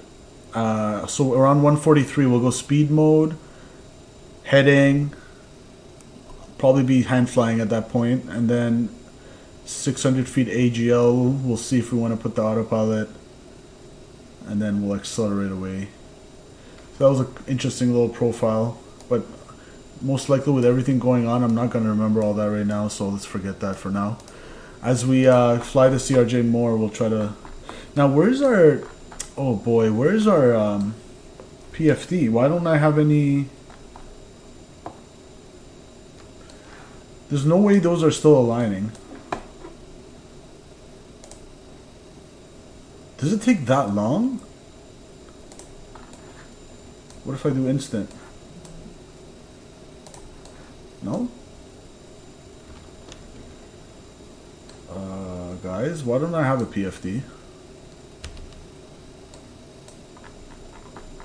IRS's nav.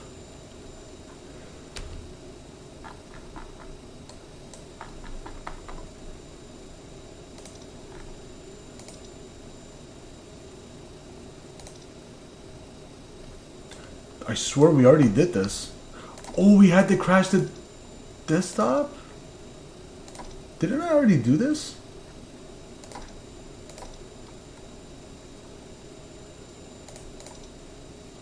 What? Did it all just get deleted? I swear I already did all this. What the hell? Oh, I rated can take up to 70 minutes. No, I think, Gary, maybe because I changed it to instant. Did I screw that up? Did I reset everything? Shit. Oh my freaking lord. Are you kidding me?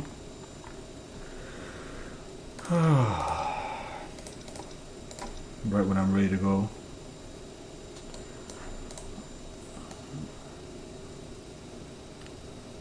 You guys are the witness. We did all this. Okay, no problem. We knew it's going to be a little painful today. So ETL.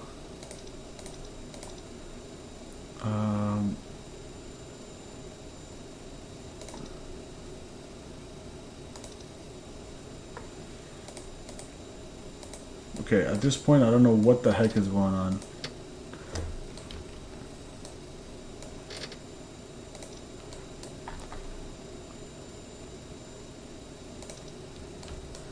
So KTEX to KSAF. Okay, ETL is my first point.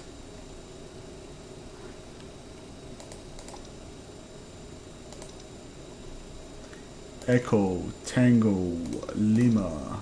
Okay. DRO execute. Okay. Departure. It's kind of like getting practice though. Execute and then arrival. RNAV 28. Vectors execute. Legs. Next. Discon. Back. Set. Check. Execute. Okay.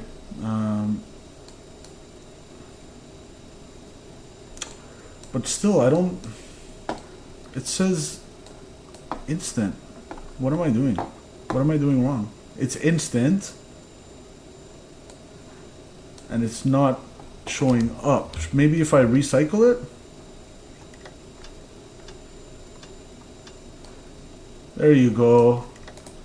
I hate little stuff like that. You know what's frustrating, guys, about flight simming, learning how to flight sim? This is the number one thing I find frustrating. The fact that if you're not a pilot, you're trying to learn stuff. So when stuff goes wrong, my first instinct is, oh, because I'm not a real pilot, maybe I'm doing something wrong. But then when you mix that with the fact that there's weirdness with, like, inherently within the softwares for the aircrafts, like there's some bugs and weirdness to it, the mix of not being a real pilot and dealing with those, it's like, how do you differentiate between the bugs versus, okay, this is because I didn't know that about the aircraft, you know what I mean? But whatever, we're learning.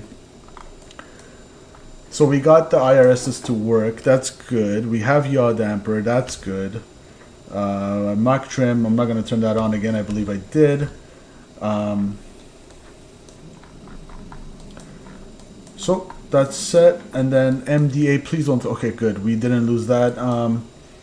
Perf, do I have to do all this VNAV stuff again?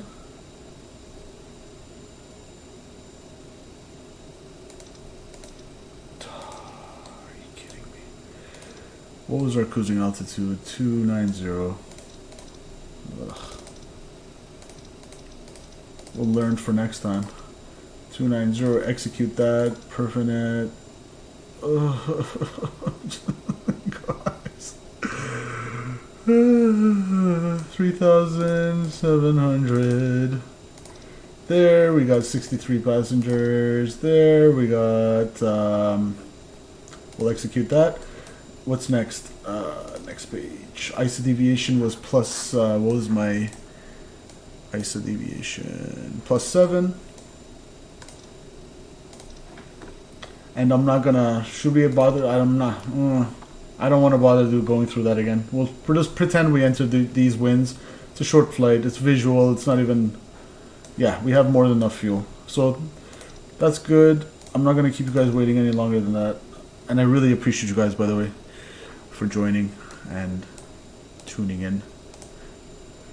It's just gonna hopefully get better from here.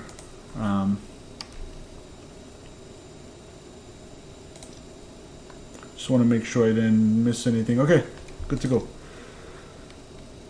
Legs. Why don't we go ahead and run our Delta, or American Airlines, sorry. Hello everyone. Thank you for your attention. It's time to get you ready for takeoff. Cool. We know you have lots of choices, so thanks for choosing American. We're happy to be your airline. Now, if you'll just follow along with me, we'll be on our way. All right.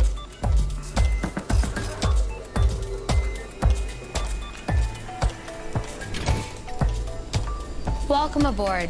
Before we depart, here are some important safety instructions.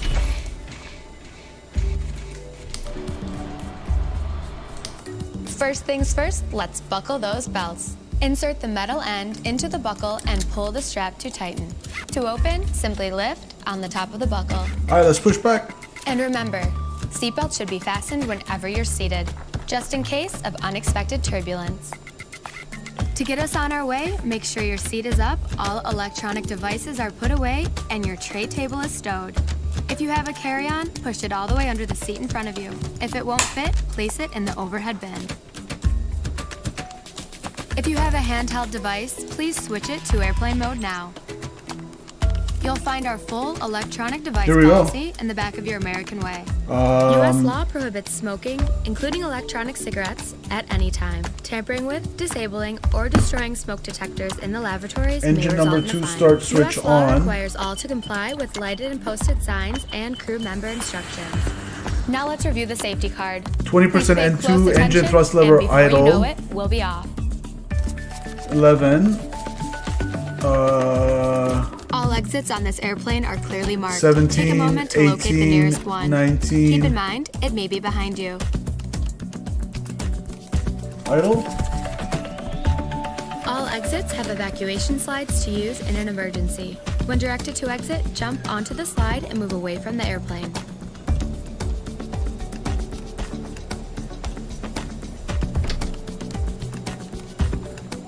Some slides may also be used as a raft, except those over the wings. You'll find the exact location on your safety card. There we go. This aircraft is designed with escape lighting on or near the floor. A sign will indicate you have reached your exit. In the event of an evacuation, escape path lighting will appear. Follow the lights until you've reached. Yeah, this has its own announcement, so we'll go with this.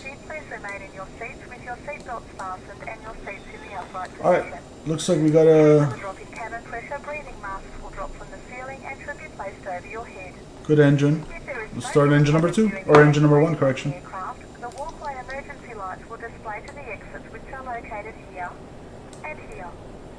In case of an extreme emergency landing, you will be instructed to get into the brace position. I like the cabin announcements that comes with this. With your hands over your head. We would also like to remind you that you should turn off all electronic devices. We thank you for paying attention during this brief presentation.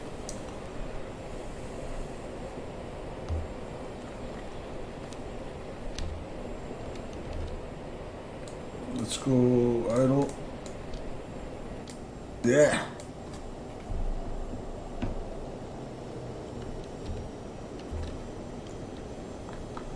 Oh yeah. CRJ. Exciting stuff, guys.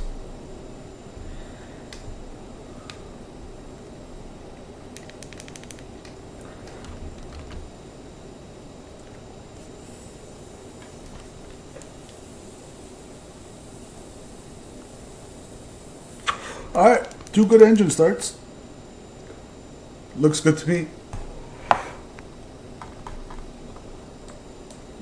Actually, no, it doesn't. Where is our engine number 1? Did I not start it? Start. Shut off. Let's try this again. Do we have a hung start?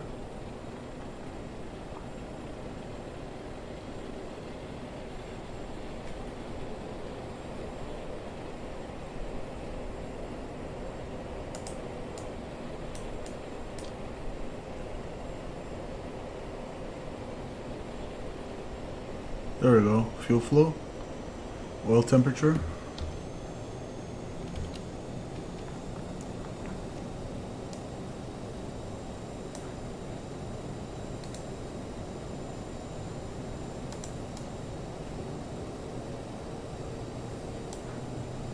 It's kind of quiet from the inside.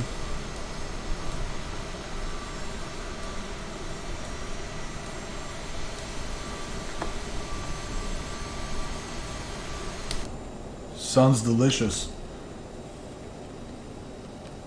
Alright, now we got 2 good engine starts. Let's continue with our checklist here. Probe heat. On. APU.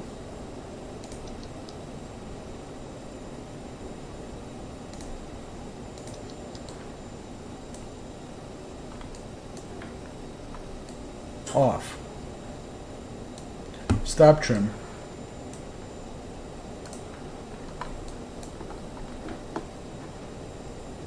(6.2), 7.5. How do you change the stop trim? Okay, well, can we do it from the wheel? 7.3.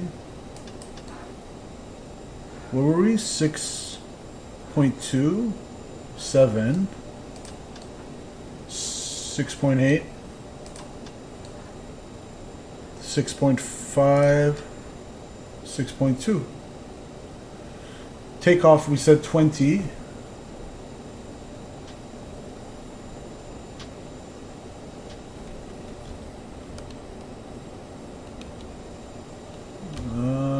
Flaps 20, so we want a quick, we want lots of lift. Flight controls, how do I check the flight controls? This is kind of fun, guys, now that we're getting going. I think the flight controls right here. Alright, flight control test. This is important to do. We got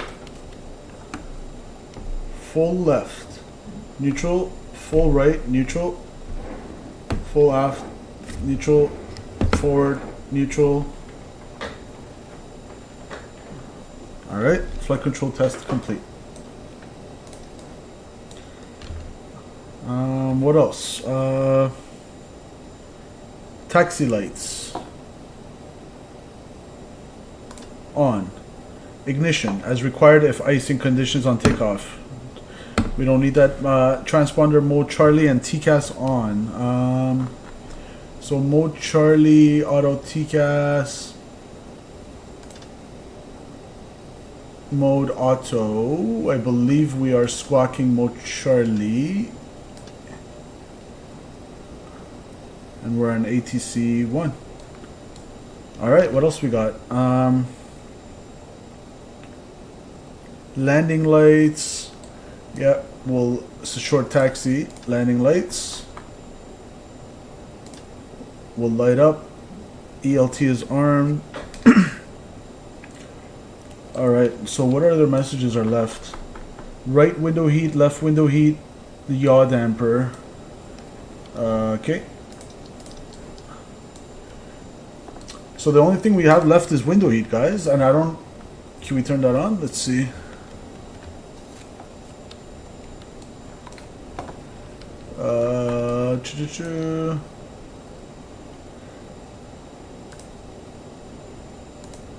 Yeah, there's something wrong with the window heat. I think it's not functioning, right? Is this not the window heat? Windshield. Yeah, this is the heat. If I can't resolve that, I'm going to ignore it. But first, I'm going to refer to our little handy-dandy thingy over here. Where was the tutorial? So we'll go here. Bring you guys here. Alright, check this out. Window heat.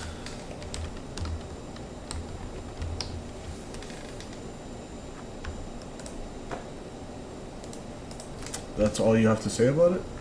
Okay.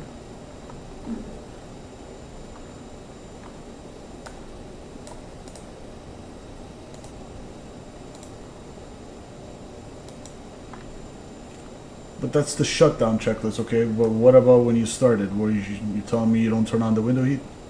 Of course you turn on the window heat.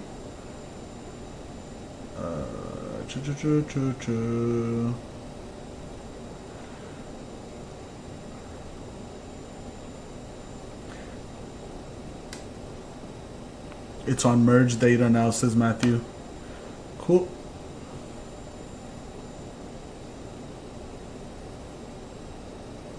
Guys, don't you find that a little odd that I can't turn on my window heat?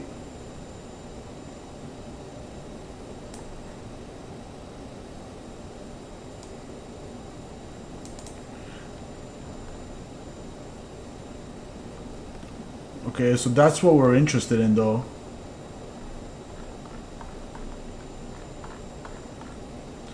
Alright, well maybe it's allows you to turn it on if it's lower than a certain temperature? I don't know. I have no idea. We'll ignore that one.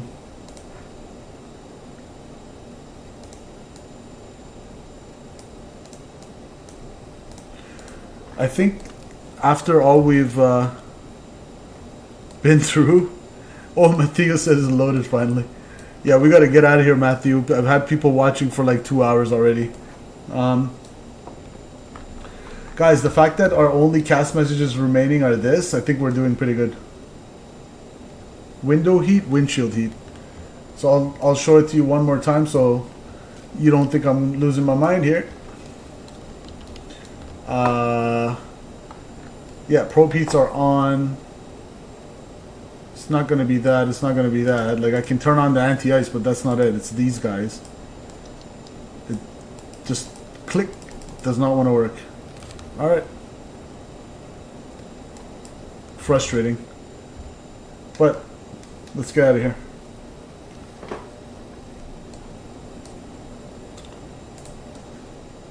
Alright guys, first ever CRJ ops. American Eagle. Let's do it.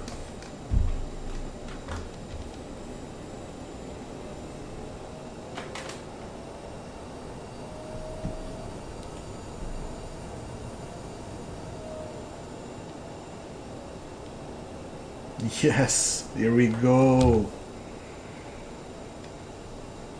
Yeah, I seriously wonder why. I seriously wonder why we can't touch the window heat. That's really odd.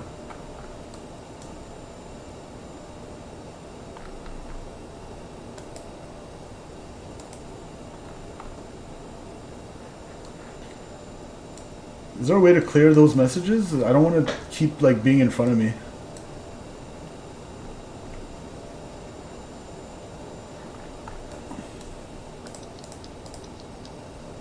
Yeah, I guess you can't do anything about it. Oh well.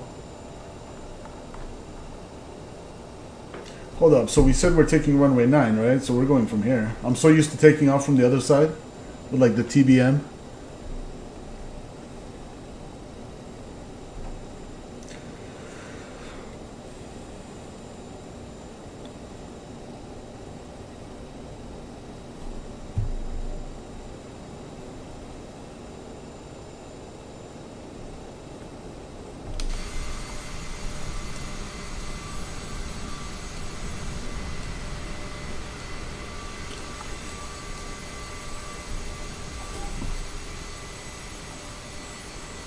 Here goes nothing.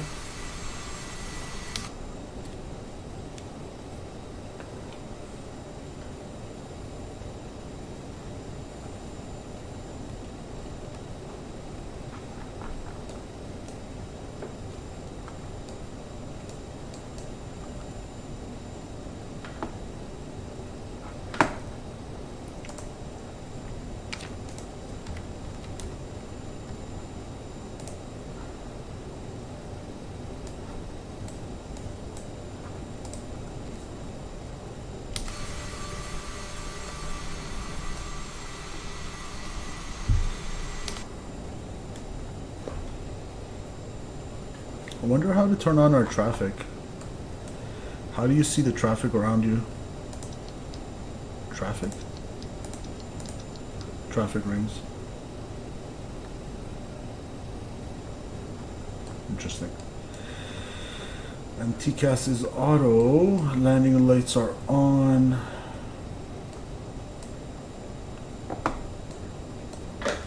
Welcome to the stream, guys. Do you think this will be easier to land than the Phoenix?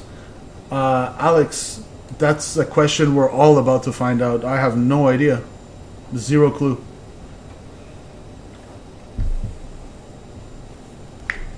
My guess is probably like no, but it might be for me because I'm just not used to it. This flying pencil for the first time ever.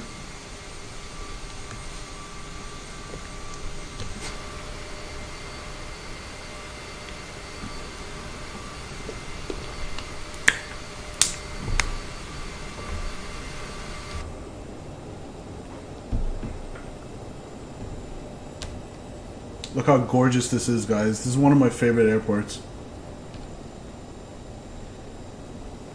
And it's literally uphill. We're going uphill. I could feel I need more thrust.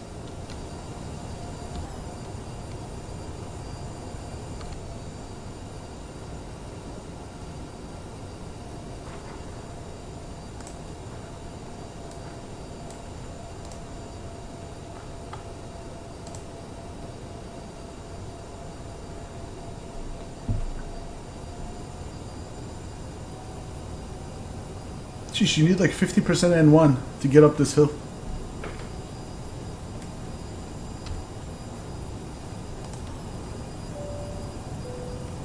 Ladies and gentlemen, the captain has advised that we are now cleared for takeoff. No, he didn't. When did he say that?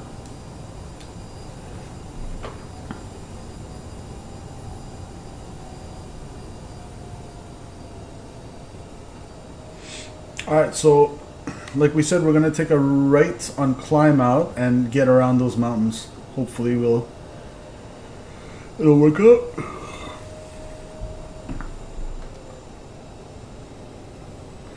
And obviously this is not designed for CRJ back taxiing and turning around, but we'll do our best.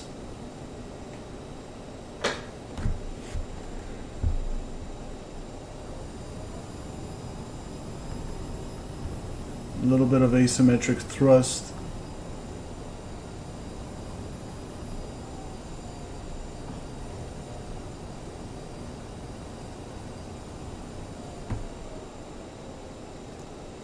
Look at that scenery, guys. All right. Sheesh.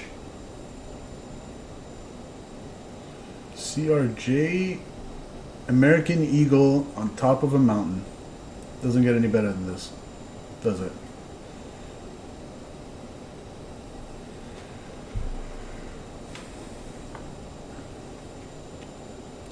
Alright, I'm not going to turn on the autopilot probably until we're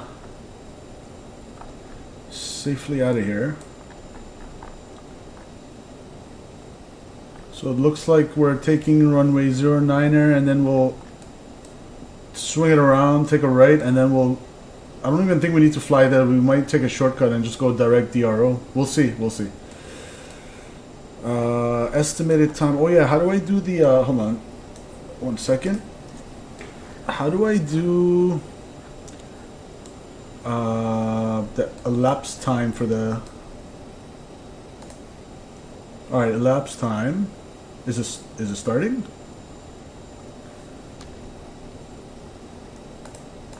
Mode, local time, GPS. Reset. Okay, so I'll come here on the FO side. We'll go to elapsed time. We'll pretend that's our block. We should have done it earlier. And then we'll put the chrono here. Chrono. Alright. So, we're going to spool them up. We're going to spool them up.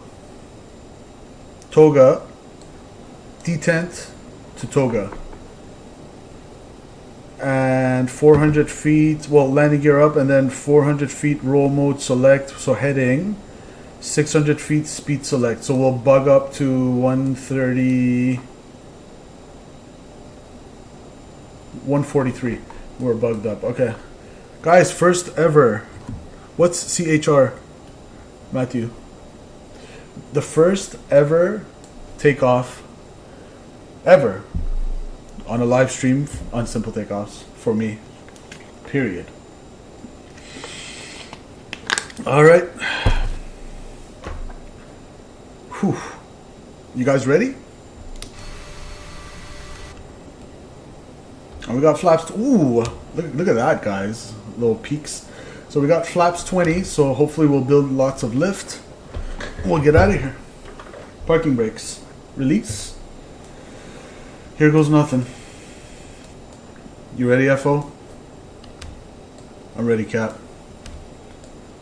My controls.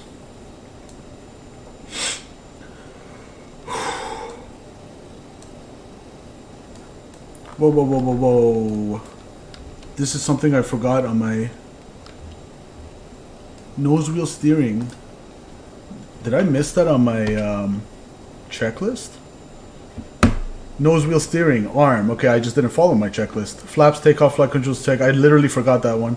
Ignition as required. Okay, that was the only one I forgot on the checklist. Let's get out of here, guys. Spool them up. What are we doing? 50% N1? Or N2, sorry? Oh, we are already. Okay, gotcha. Stable.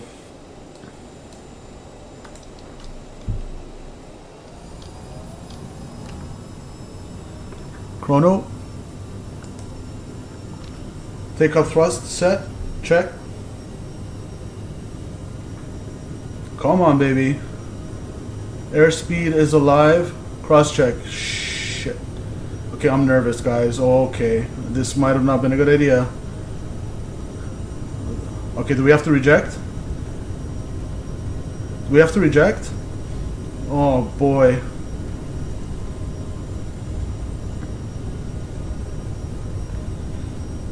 V1, let's get out of here. We don't have to reject.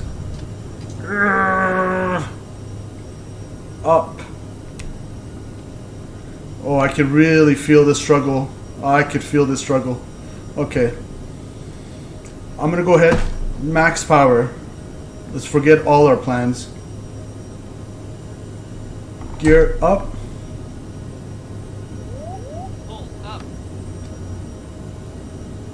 You see how I'm above the flight directors?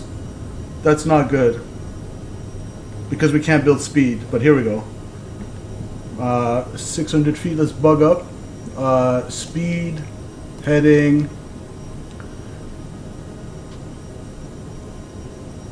Retract.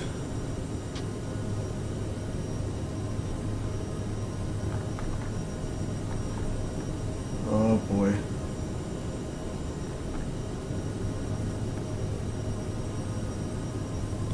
Okay, did we corner ourselves here? Let's take a right. So I'm not following the flight directors. Let's go heading. Let's watch our speed. Flaps up. Okay, I see a little nestle of an area I can get myself out of here. Oh, shit.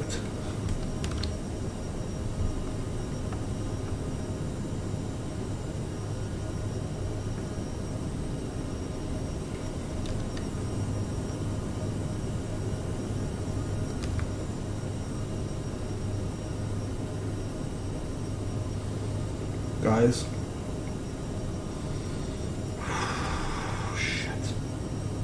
There's a reason why there's no obstacle clearance departure procedure for this. We're in max power. We're watching the bank angle, and we just managed to climb past these mountains. Shit. Never again. But guys, that worked out. Flaps 20 was the key to everything. If I weren't to do flaps 20, and if I weren't to go to max power, that wouldn't have worked out. Alright. We've fried the engines enough. Let's go climb power, please. Hand flying still. That was a little bit hairy. So back on the flight directors, let's go direct. Actually, let's go nav. So 14,000 climbing 290. Check. Guys, if you like that hectic departure, click that like button, please. Sheesh. Alright, climb power is set.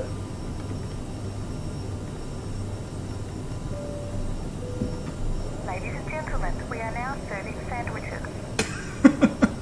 Serving sandwiches.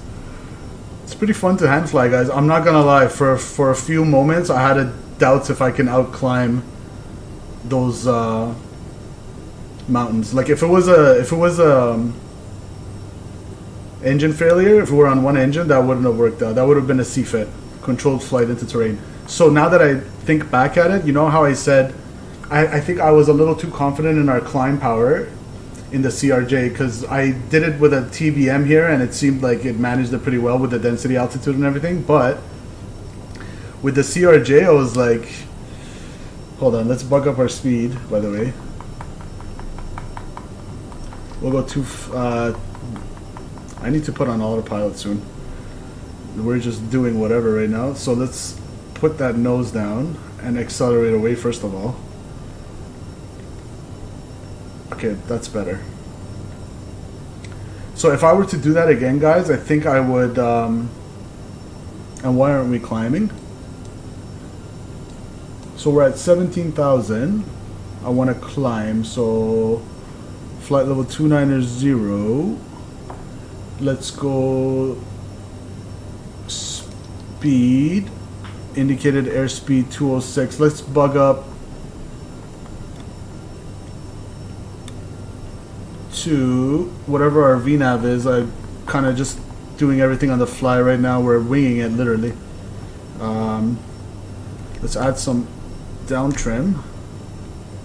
Okay, stay on those flight directors. We're going ETL, and let's bug up. We're barely 8,000 feet AGL, so let's go 250. We'll bug up 250. All right, and let's just focus on flying it right now.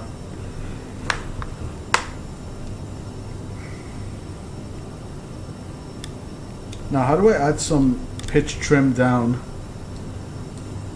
A little bit of down, but it's not working on my Honeycomb Alpha for some reason. That's fine. So altimeter, you know what? Let's just put on the autopilot now.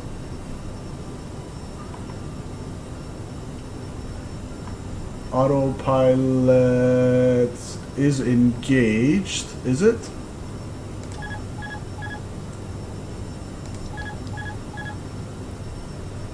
Alright. So can I go ahead and engage it? Thank you.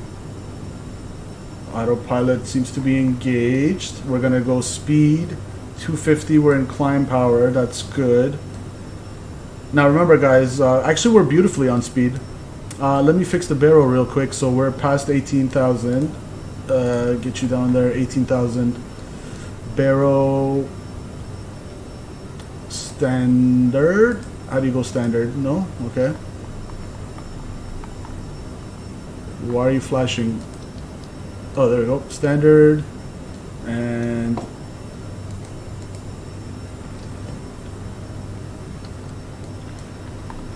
the interface with clicking things is a little odd sometimes in this aircraft. But that's looking good. 29902 is set once, twice, 3 times. Alright. So like I said, guys, if I were to do a little debrief, first of all, let's go direct. Ah, it's about to turn. Let's get a bank angle check. So we're climbing. That's good. On speed. If I were to do that again, guys, I would take runway 27 even with the tailwinds, because actually, now that I'm thinking about it, we also took a lot of the runway up. So if we were to take not into headwinds but tailwinds, so we might have ran off the runway.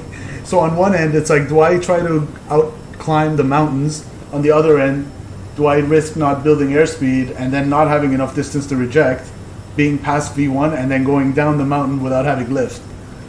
And that was exactly why I picked Telluride, because I knew there's no published instrument approach procedures or departures for it for a reason, because they only bring like citations on the visual. They don't bring CRJs here. I doubt it. So that's why. But yeah, that was really pucker factor 100, guys. But we seem to be doing all right now. First ever flight on the CRJ, check.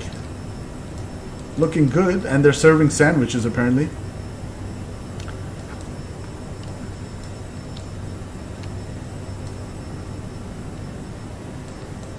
Oh boy. Matthew says, God, that was close.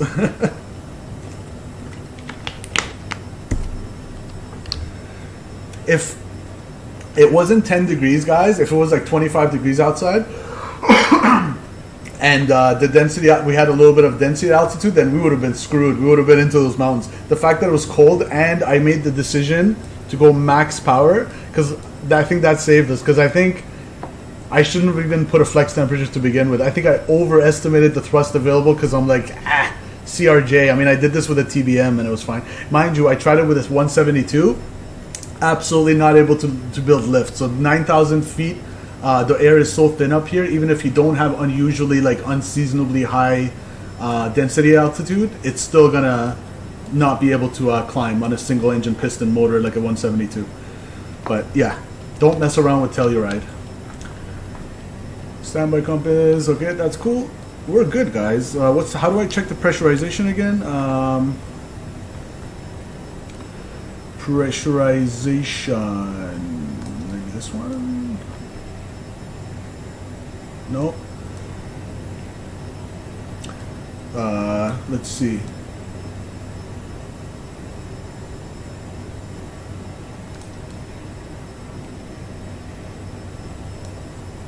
Stats. There we go. Cabin altitude. We're depressurizing, okay, but cabin altitude's okay. 4,800 and 7.2 on the differential. Maybe it overpressurized and now it's depressurizing because of how long we had it on takeoff power. And now let's see, FMS 1 indicated airspeed 250. Is it going to intercept this? Yes, it is. Beautiful departure aside from having to dodge those mountains. So what was my plan, guys, that didn't exactly go to plan? You know how I said that those mountains here, we're going to do a visual climb over airport? So here's the thing. I completely underestimated how much space this aircraft will need. Like, in my silly mind, I'm thinking like, oh, we're like a TBM. We'll just do a couple loop-de-loops and here we go. Of course, it needs a lot more space to take that turn. So what happened was we quickly found ourselves in the midst of those mountains. And thank God I found that little like nestled area to get us out of there. Whew, that was pucker factor 300. But look at that, guys. Statui, if you're watching, shout out to you for, guys, if you don't know Statui, he donated $100 to us the other, I don't think it was even a week ago, a few days ago, and right away I'm like, I'm buying the CRJ. I was holding out because it's like $100, but Statui funded it. Love him for that. I hope he'll enjoy the stream. Sorry it took us so long to get going, but again, like I said, I literally never flew this before. It's very much close to a citation or an exec jet, the way it flies. Hold on. We're in speed, we're in nav. Are we going the right way? We are, okay, good. What's the next waypoint? We are going DRO 42 miles already. We want to go Renko 10,000. So 19 times 3, say 60 miles out. Okay, so we'll start our descent 60 miles from Renko. Can I enter a fix? First of all, what's my, how do I set, I don't think I need to set cruise power, right? It's just on climb. So how does this work now? VNAV. Our target cruise climb is 290. I was at 250 until 10,000. Oh, interesting. Okay, so I climbed this high speed 250 all the way to cruising altitude instead of bugging 290, which is fine. But now that we are in cruise, target speed 300. Now that's on, okay, it's on FMS speed, so it's going up to 300. It should. Yes, it is perfect. Okay, for a descent as well, I'm gonna need. Yeah, the FMS is really similar to the 7.3. We're doing 290 on the descent, 250. Yeah, and like any other aircraft, 250 under 10,000. That's fine. We can go seat belts. Wait. You're telling me I can't even move this passenger signs? This got to be a bug, no? Or is it because it's on auto? It's weird how I can't click a bunch of things.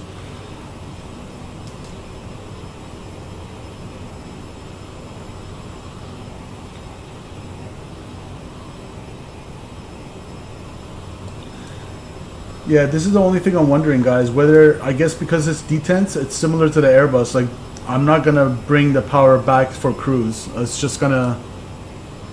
If I start overspeeding, then I'll maybe bring the power back. We are overspeeding, aren't we? Okay, let's bring the power back. Maybe you need to set takeoff cruise. Yeah. There we are. So I had my eye on that because I've never flown this before. I'm just trying to figure it out on the fly, literally, literally on the fly. I'm not sure for it. Well, obviously it would help if we had some CRJ pilots in the chat, but if my target speed, let's see, if my target speed is 300 or 0.74, I'm 0.78. So does that mean I need to bring the power back a little more then?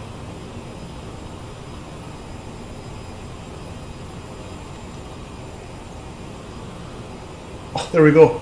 Oh, you can't teach that. What does Flight Deck to Sim say? You can't teach that. And voila, guys, look at this. Our windshield heat cast messages seem to, or maybe because I'm in the wrong menu. Let's see. If I go back here, is it on? No, our cast message went off as well. Look at that. Cast message for the window heat not being able to. It did go on low by its. Well, it was on low. Oh, was it? I'm confused. Is it on reset or low? I can't even tell. Anyways, we ignored it. No cast messages. We're looking beautiful, guys. Click that like button for all that.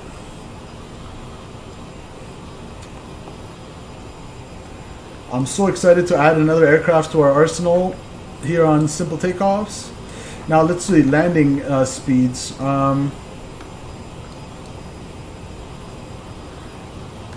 VREF 138, and that's going to be flaps full, I'm assuming. That's takeoff. For landing 138, is that set? 138 is bugged. And landing elevation, what's the elevation in thing? It's 6350. So where do you enter the landing elevation though? In the pressurization panel, I'm guessing? This is just like the Boeing 737. Okay, landing elevation, but where do I see it? Stats? Landing, okay, good. Let's go, what did I say? 6,350?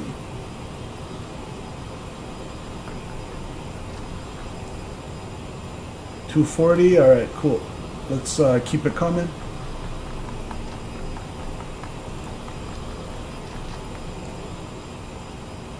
Oh yeah, we're gonna be doing this for a while.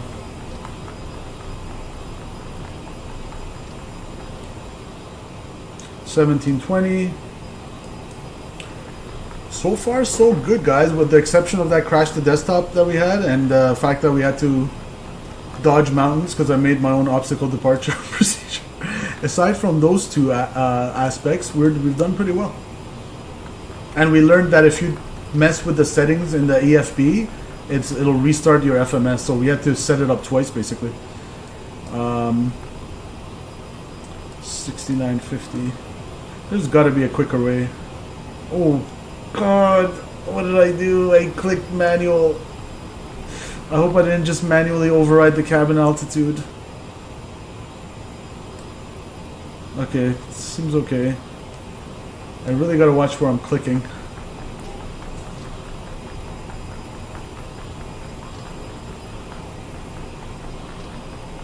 There we go. Almost there. Keep an eye on that cabin altitude. Okay, we're... did I depressurize this? We'll have to keep an eye on that, guys. Oh, okay, back to 0, thank God. Alright. Don't click that again, sir.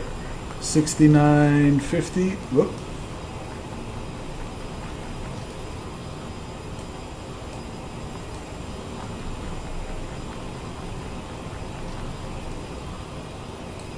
Almost 6350. Almost 63, 6240, and 6350. Too much. Perfect. One more. Alright, that's set. And then for when did I say we're gonna descend? Where are we? 120. I said about 65 miles out. Can I enter a fix?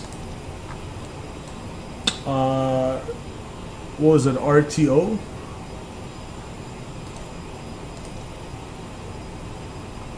Oh, DRO, sorry. DRO. So we'll go... If I want to be at 10,000 from Renko, we'll enter Renko... How do you enter it? Renko and radial, never mind that distance. We'll call it 65. Alright, and if I go here, format...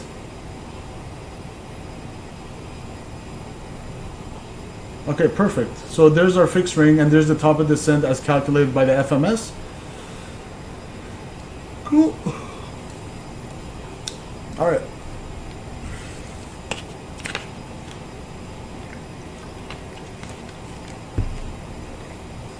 Chrono is on, 20 minutes.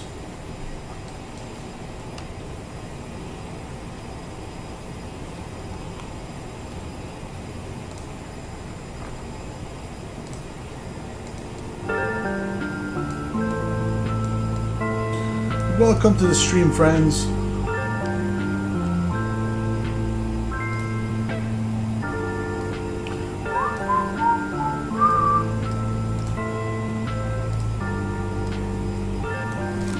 I love the sound, the jet engine noise in the back here. Oh, I love that sound.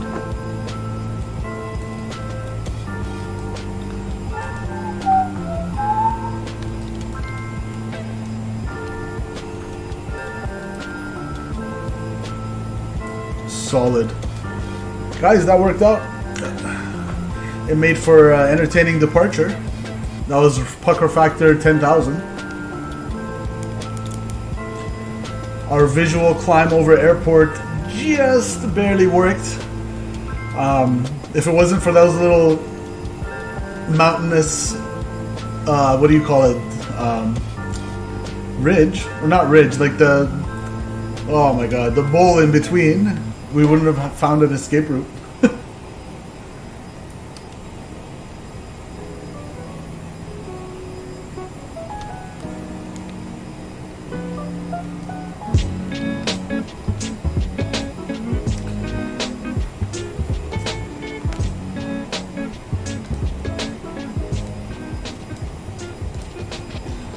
Beautiful.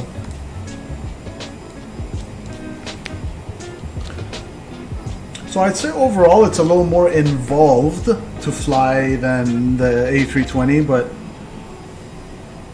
We'll see how the landing is. So we have our VREF, we have our landing altitude. Oh yeah, I can clean up the lights, by the way. I forgot that.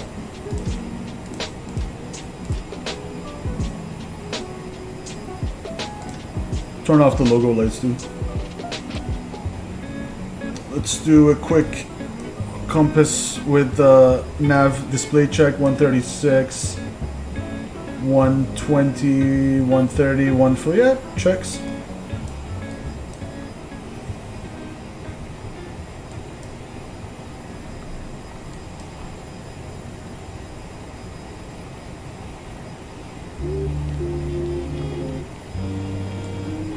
Yeah, once you get used to it, it's not too bad.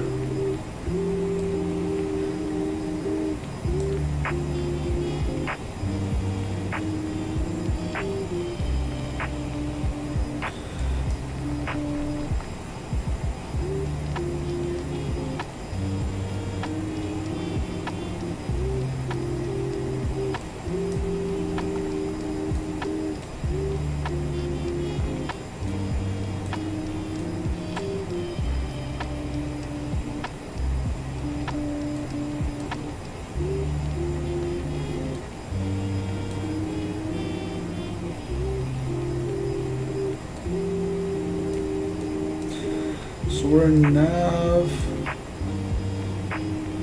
altitude hold. I'm trying to think how should we do our descent here? Should we just do a vertical speed?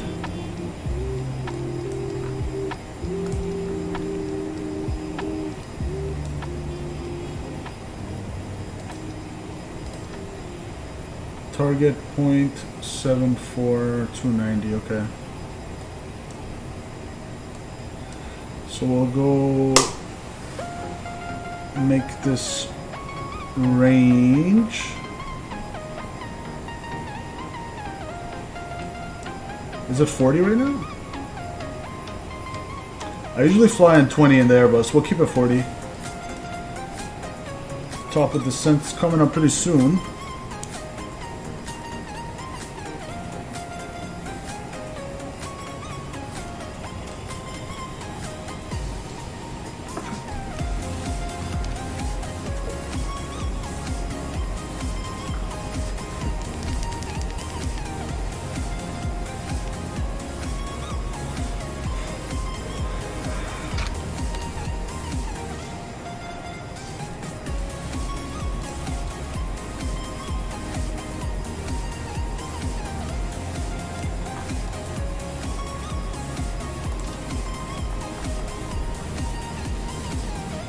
Alright, CCAS is on as well.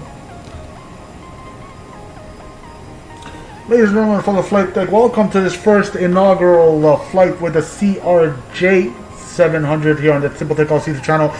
On behalf of your captain, on behalf of your cabin crew, this is your captain, and I'd like to thank you for flying with us through this American Eagle service from Telluride down to Santa Fe. We should have you down on the ground in about 20 minutes to half an hour. On behalf of American Airlines, we'd like to thank you for flying with us, and we apologize for that hairy departure. I hope you can forget about that one. And cabin crew, please prepare the cabin for arrival.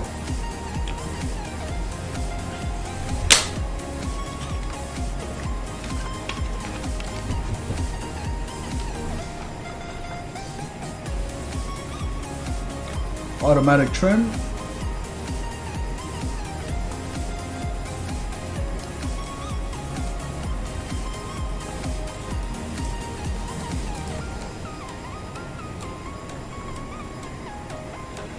So we're just gonna go down to 10,000, we'll call it, for Renko. So I'm gonna bug it up.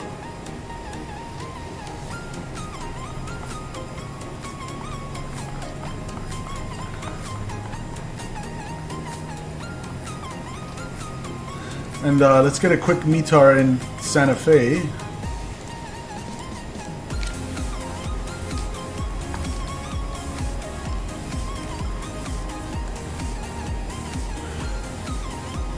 So, as of 30 minutes ago, winds are coming out of the 270 at 20, gusting 34. Oh my god. What runway do I have? Okay, hold on. Let's focus on one thing at a time. Vertical speed. Let's go vertical speed, down, thrust idle. Thrust idle, check. Vertical speed. We'll do a 1200 and we'll see how that works.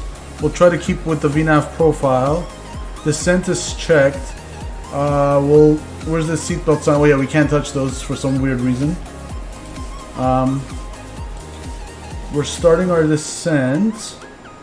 We're aiming for 10,000 at Renko, which is 60 miles away. We have 30 to lose. You know what? We're a little early. Let's go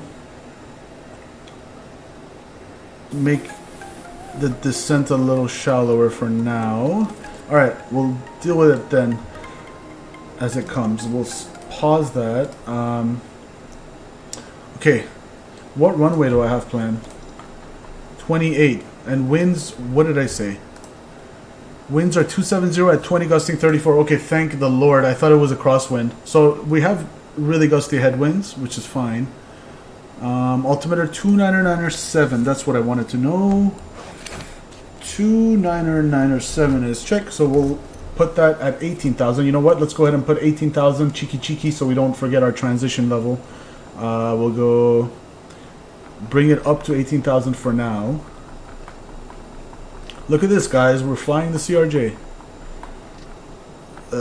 18,000. Check.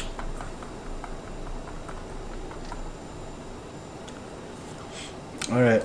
And our minimum MDA was 6960. Now, I said if I find some time, I'll do it for this side as well. Let's see. MDA. There's got to be a faster way. So, MDA.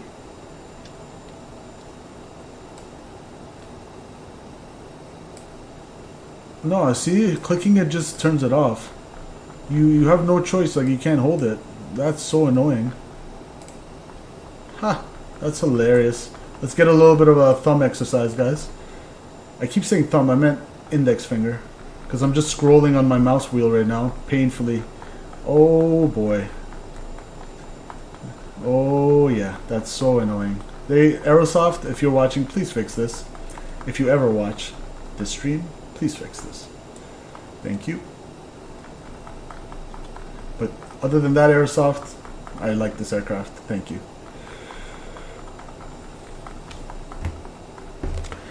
Janchik lunchtime. Aero Pro Verdadera say boa tarde. No idea what that means.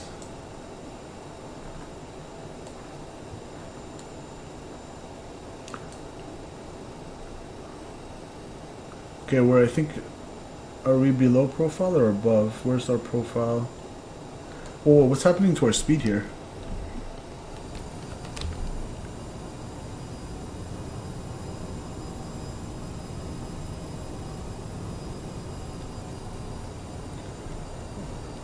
Okay, why are we climbing? Vertical speed, down, down, down, down. Thank you.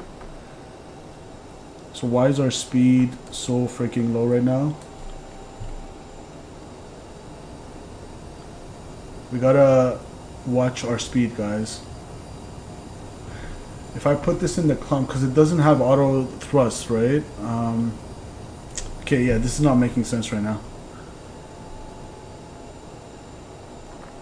I'm doing something wrong. Anybody know?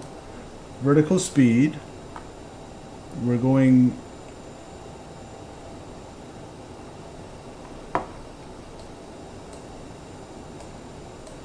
If I go speed...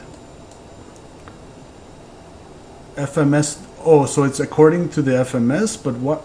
There's no way.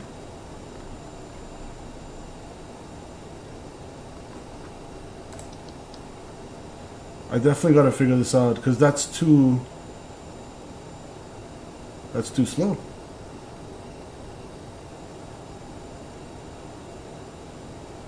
If I go VNAV, it says target descent 290. So why are we so slow?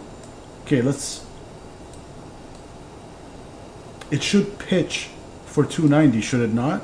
If I put it on speed mode, it will do that. But if I put on vertical speed and adjust my if I put it on vertical speed and adjust my throttle, it's the same thing. I should be able to. Okay, we're good now, guys. I have no idea why we're starting to slow down. That was a good thing I caught it. I was too busy messing around with the MDA knob. Last thing I want is to stall on the stream. That's why it's important to always keep your eye on that PFD, guys. Now, in terms of our profile, at this point, I'm just winging this. I have no clue where our profile went. Are we above? Are we below? Where are we? We're in FMS 1. Altitude select 18,000. Okay, and what is our QNH, by the way? 29907. Let's set that. And let's keep that descent coming. 10,000. I have to figure out why we lost that speed.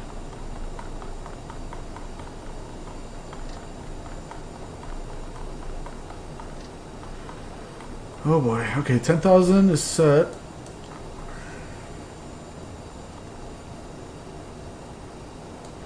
QNH was 29907, so let's go 29907 and Barrow 29907. Yeah, the MDA, I'm not gonna worry about that, guys. It's stupid. I was wondering, where is the lady that is serving food hot? Yeah, and she probably got scared when she noticed our speed going down. I have no clue why the speed was going down. We were in thrust idle. We were descending at a vertical speed. It should have pitched for the target VNAV speed, because I wasn't on speed mode at that point, so I don't know. But we fixed it. We're good now. And let's see how we're looking in terms of... I said 10,000 at Renko. We're 30 miles out, so we can actually decrease that rate of descent a little bit.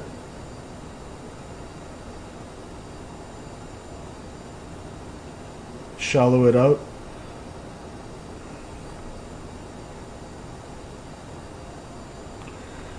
Okay, and then I'll probably pull a heading. So let's see, format. We'll probably do a right downwind, right? Because we can't just intercept Z-bit like that. We'll do a right downwind. Let me see the charts here. Santa Fe. So if we just pick any approach chart, or hell, let's do the one we're doing, RNAV. Okay, let me bring you into the flight deck real quick, into the desktop, sorry. We'll go here, we'll go here. Okay, so you guys see the minimum altitude around here is what? Do we have a star? Oh, there is no star. Okay, so the minimum sector altitude right here. For runway 28 is 13,800. So we're below that already. We're going to be coming from that side. We're going 133. So that's north. 133. Okay, so good. We're coming from the side that there's no terrain. I thought we were coming down from the terrain side. So we'll go to Z-bit. Oh, hold on. No. We are coming down from the... Yes, so we're gonna go like a right downwind like that, eh? Well, we're visual anyway, so I'm gonna pull a heading now.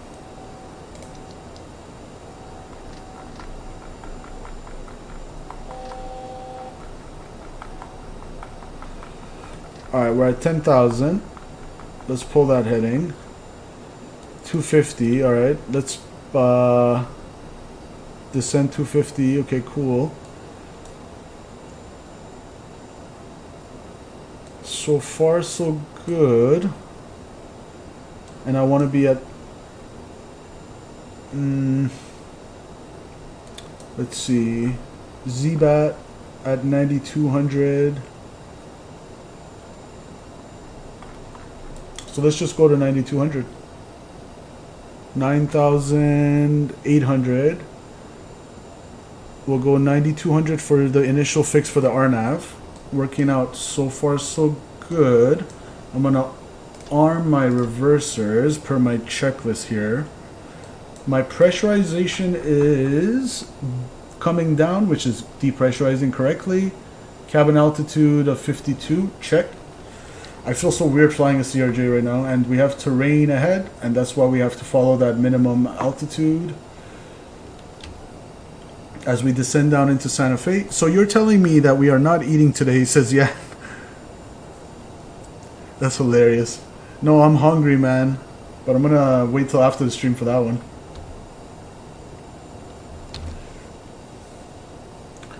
And we have, guys, I love how the CRJ... Alright, I'm going to take care of the speed now.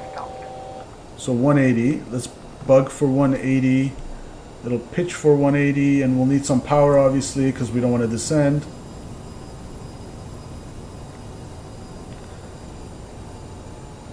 This is the trickiest part, like knowing how much power to set. Just enough power to hold the speed that you want. Citation 2 Romeo Foxtrot. So yeah, I was gonna say, okay, let's swing it around. I don't want to hear that. Let's go format. Ugh, not that. There we go. Okay, let's turn it around. Terrain ahead. Check.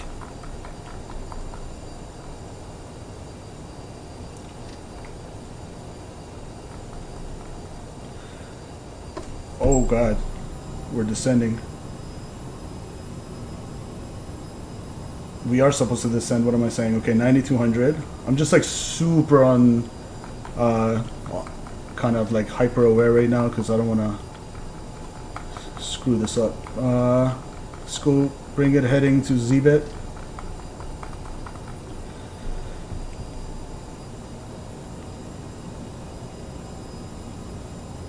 Let's go flaps 1.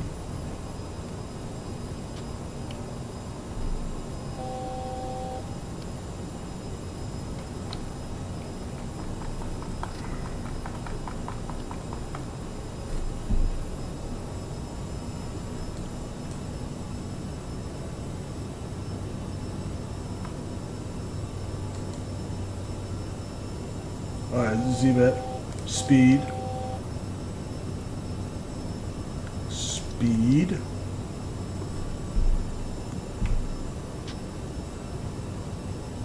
Flaps 2. I definitely have to learn this. Let's go approach mode. Where is the approach button? I literally can't find the approach button right now. Let's keep that heading coming.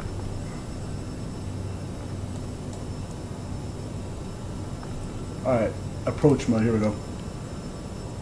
I'm just worried about his speed.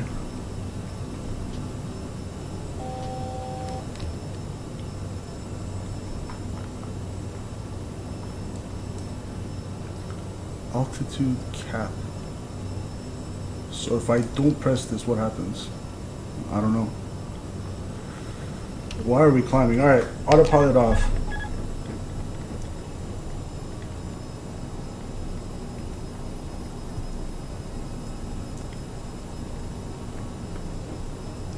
Gear down, please.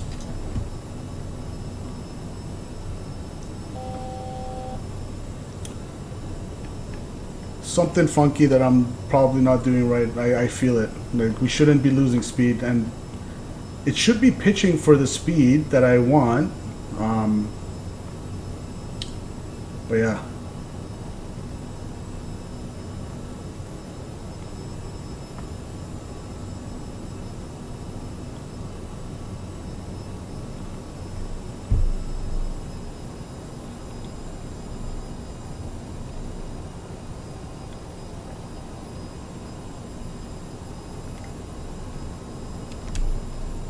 A little bit of nose down trim.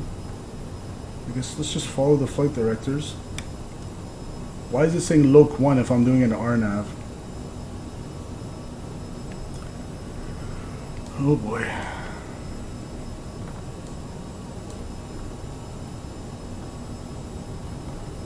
So runway 28 should be ahead.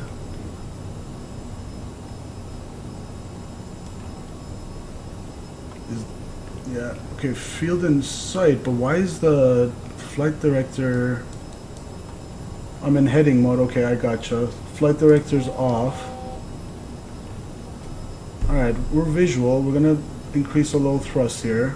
Let's line up. Guys, good thing we had visual, huh? Like, if we didn't have visual, this would have been messy. If I were in, because I don't think we can instrument fly this right now. Something up with the speed I need to figure out, but flaps, do we go flaps 30 or 45 in this bird? EFB says VREF 100, doesn't really say, does it? Alright. So, let's go gear down, which is cabin crew, please prepare for arrival.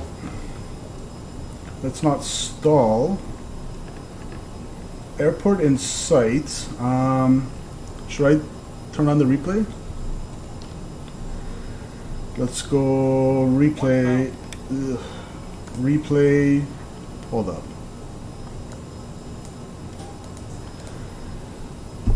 Add some power because I don't want to fall. Guys, I'm really struggling with the replay. Can we do autopilot for a second? Or is it going to start climbing? Okay, autopilot, pitch and roll mode. Perfect. Replay, replay, replay. Record. Perfect. And that's what autopilot's for, ladies and gentlemen. Pitch and roll mode. Whenever in doubt, just pitch and roll mode. Alright, flight directors cycled. Thank you. What is our final approach speed? 131? Final approach speed 136. Why is that not bugged? 136 is set. Alright, we're lined up. We're literally just visual at this point. Runway 28 checks, as you can see by my ND.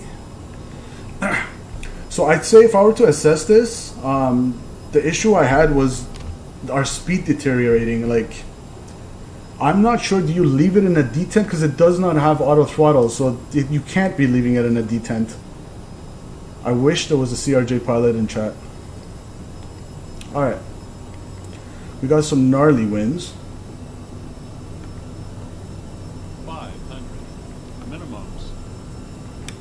Continue. Yeah, we came in low. But visually we look okay. A little bit of nose down trim. I'm not even sure if my Honeycomb Bravo takes that.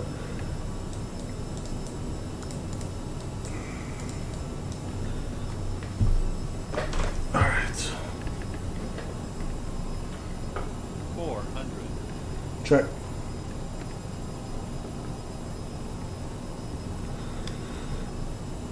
Literally my first ever landing, guys.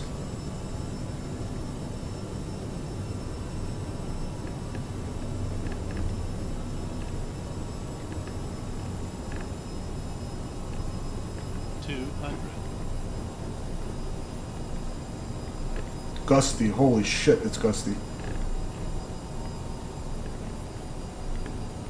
200. Sink rate. 100. 50. 40. Oh shit! No, I didn't. What the hell was that? Why are we so high? What the fuck? Get on the ground, boy! Jesus, I was not expecting that, guys. It just ballooned. I definitely have to get used to this. I'm so used to the Phoenix, but then it wasn't like the Phoenix, but then it started like... Did you see 50-40? We were about to crash into the ground, and I went toga, and then I saved it. Thankfully, the engines are tiny. They spool quick. And then... Jesus Christ, that was hectic. Definitely want to try another circuit or something. Somehow we're down to the ground.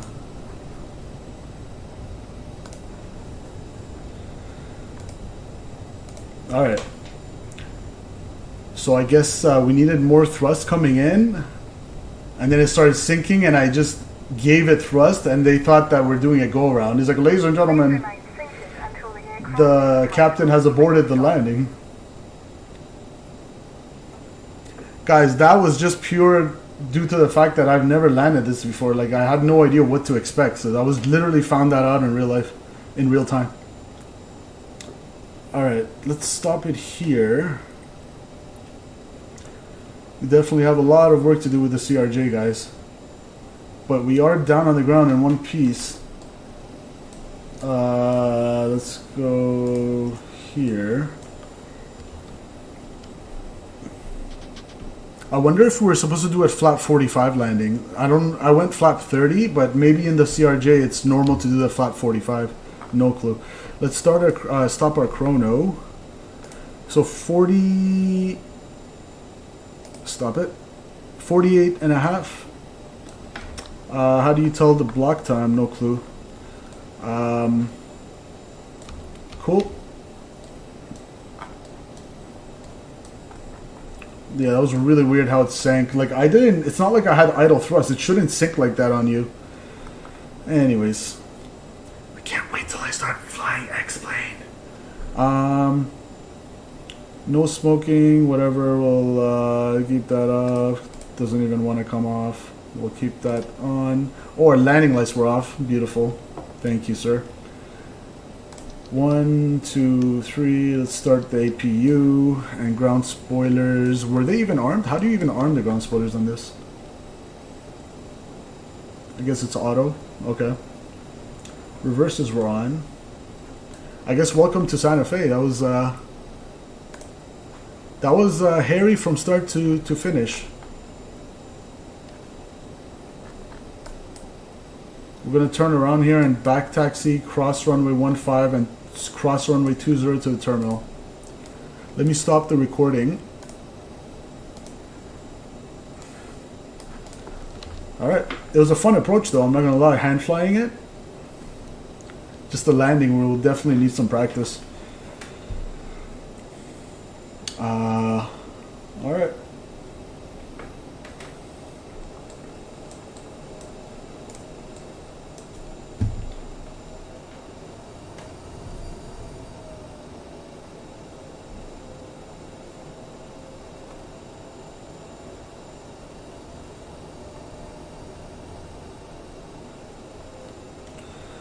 Let's swing it around.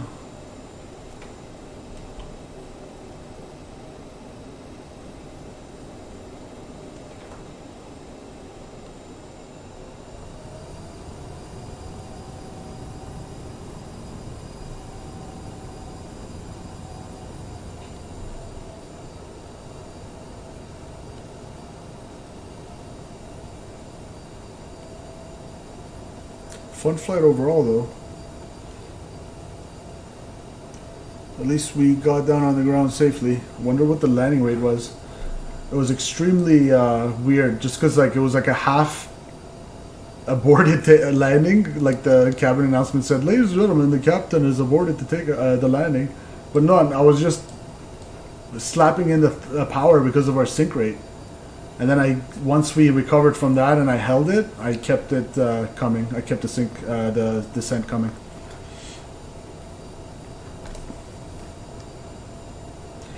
Okay, and we're taxiing on dirt.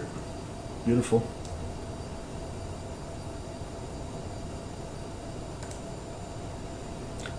The landing itself was smooth. We got a butter, but this is the floating down halfway down the runway that wasn't cool. Let me show you guys. Did we have a bounce or no? I don't remember. It says 171 perfect. So it was a smooth landing. But yeah, I wasn't happy with the fact that we just freaking almost sank there. But really good, if I may say so myself, a really fast input from me to give it thrust. Otherwise, we would have been slamming onto the ground. I'm just still learning the flight model as we, like I say, on the fly, literally. Okay, so we go lights on because we have to cross this runway coming up. We're going to take a left and then cross runway 15, and then cross runway 20 to the terminal. I hope you guys enjoyed that. I know it was hectic, it was hairy, it was all the adjectives, it was frustrating at some point trying to set everything up, but I appreciate you guys sticking through. And if you want to help the channel, go ahead and click that like button. It would be greatly appreciated, guys. Happy Saturday to everybody. I'm going to go ahead and eat something right after this, after I play some replays for you guys. It was literally the first ever CRJ stream on the channel, so it was a memorable one for sure. And I, by all means, I did not come into it expecting everything to go smoothly. So everything that happened today, I was expecting, because never flown it before, man. Trying to figure it out, like why our speed was decaying on the descent when gravity is on your side. Can't it pitch? Maybe I had to be in speed mode. Maybe because it was in FMS mode, it needs to be set in a certain detent. But then I can't. That's not the case because there's no auto throttle. Really got to figure that one out.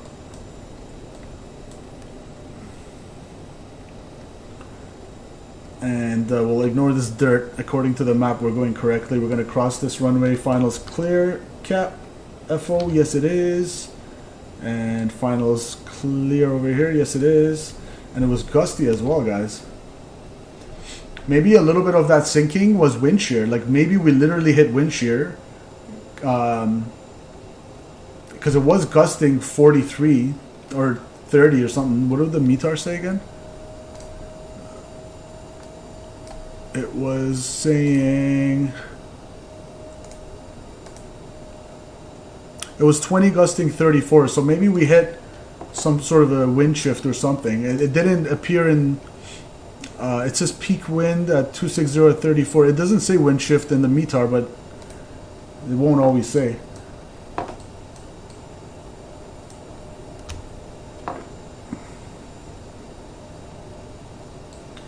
Alright, we're clear on the right. Clear on the left. A nice little windmill action there. Let's cross this runway. So yeah, the landing rate was decent, but that wind shift or whatever on final, that was hairy.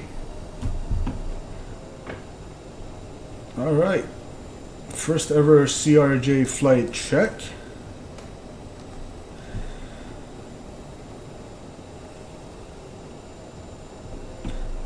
Where do we even go? Do we just park up on any stand here? American Eagle.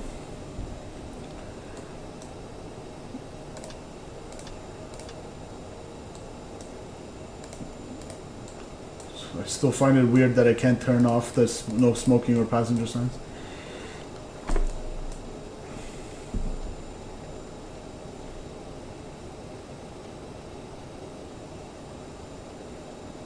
And we have a random tree growing out of that. I don't even think this is the GA ramp. I don't think this is where the CRJ belongs. Whatever, we'll park it up. Call it a day. I want to see the replay. Yeah, the terminal is basically that one to our right.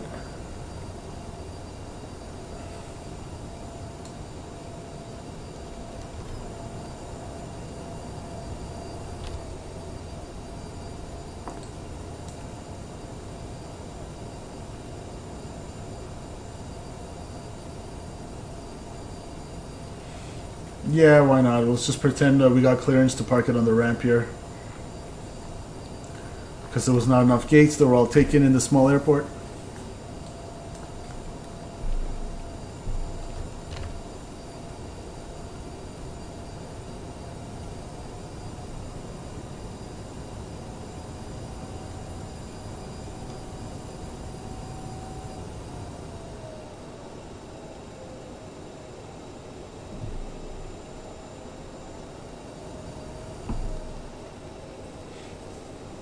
Alright.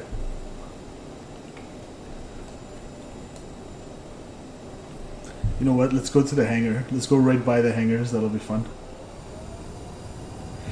I like how there's a little pen here. Just want to get out of the apron area.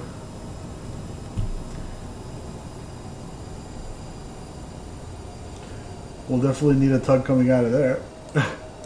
We'll pull it right there or something.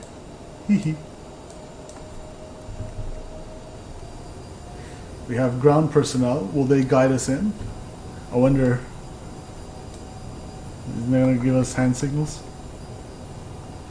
If I just go in front of him, he probably might. Let's go over here. We'll do it like this. We'll make our own little parking area on the ramp here. So no point in going in there. We'll go here and we'll swing it to this fella. Let's see if he gives us hand signals. Yes! He's saying stop? Or what? Stop already? What do you mean? I'm just turning around.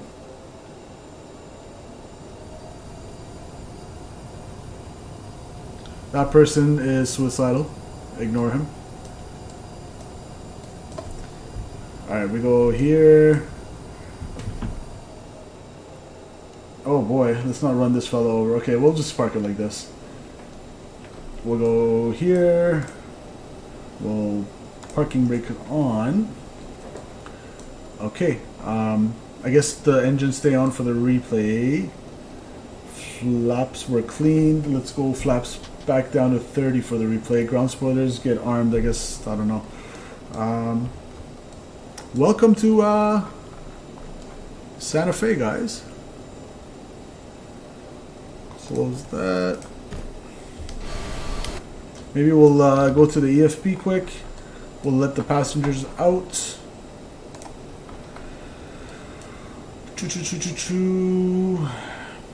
Let's go. Open trucks, cargo doors, ground power, and APU is on, and ground power is on.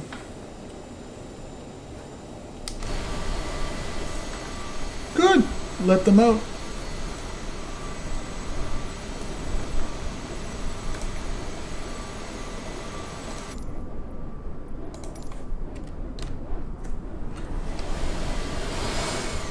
Welcome to the desert.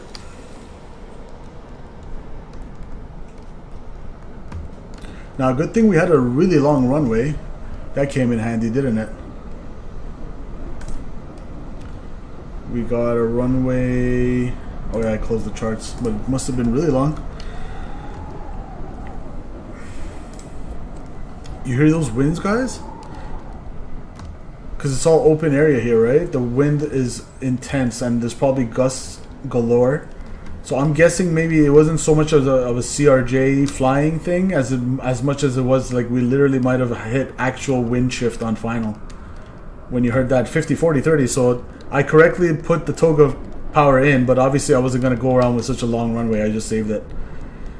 Cool. I hope you guys enjoyed that. And actually the landing report seems to be consistent with Sim Toolkit Pro. We got 159. They're calling it butter. I'll take that. But we landed way past the touchdown zone, I think, because we were floating.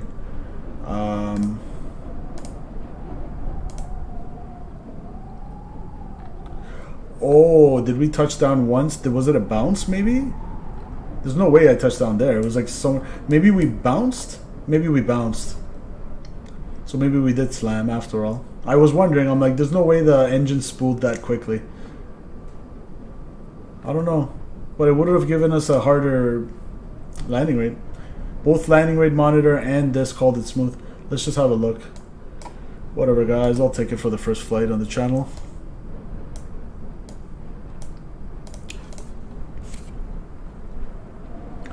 Let's go. Yeah, let's go replay. Actually,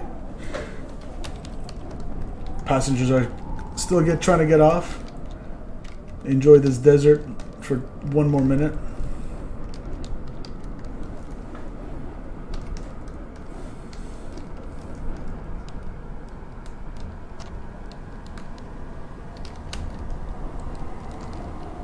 Default scenery, I believe. Just default. Got some decent looking vehicles. Looks nice. I can tell after some practice, guys, once we get the hang of it, it'll be really fun to do some regional ops with this. Look at that. Screenshot. Alright. Let's clean it up and play the replay and get out of here, guys. Thanks for joining me on a Saturday noon. I really appreciate you guys as always. We'll close that. We'll close that. Chocks are removed. Ladies and gentlemen, welcome aboard this flight. We hope ladies and gentlemen, please pay attention. Replay. We would like to encourage all passengers of the aircraft in case of safety features or during an emergency. So we'll go. Alright, that should be alright. In case of a drop in cabin pressure, breathing masks will drop from the ceiling and Let's watch this, guys. over your head. If there is smoke in the cabin during the evacuation of the aircraft, the walkway emergency lights will display to the exits which are located here. It was a decent hand-flown approach. I'm glad I turned off the autopilot and You'll be instructed to just get hand flew it because I didn't want the speed to keep decaying. between your knees with your hands over your head. We would And also things got too hectic for me to follow the actual flap extension schedule. We thank you for paying attention during this brief presentation. Don't sink. Don't sink. Terrain ahead. I wonder if I can turn off the GPWS. It's right here. Don't sink. Ground proximity. Sorry, guys. Right here. Ground proximity. Minimums. We'll turn those off. Don't sink. No? Okay. Thanks for streaming your learning experience with the CRJ. It was interesting. Looking forward to watch. Cat Gary, 100%, man. Thank you so much for being patient with me as I struggle through it. But like I said, that was my first flight, like literally, and first landing. So we'll get better for sure. Thank you, guys. I'm going to roll the music and we'll get out of here. And I'm going to obviously do a plane spotter thing as well, point of view. Let's roll the muse. 300. The year is 1991. Birds and people are Love you all. together in seemingly perfect Let's see. I'll stay with you for this and then I'll leave for this specific landing. Let's see this first one from. I love this view. Woo! One more aircraft added. Shout outs to Tui wherever you are, man. Sink rate. 50, 40, 20.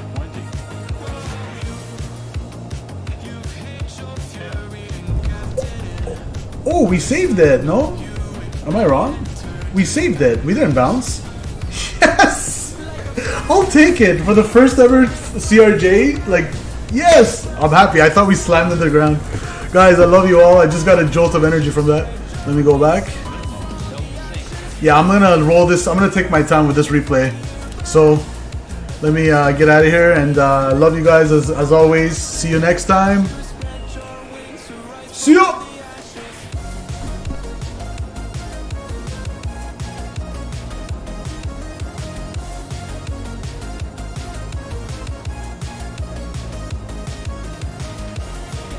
Don't sink.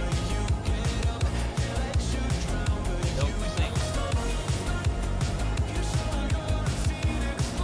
Don't sink. Get ready for burst 2 electric boost. Don't sink. You see the truth.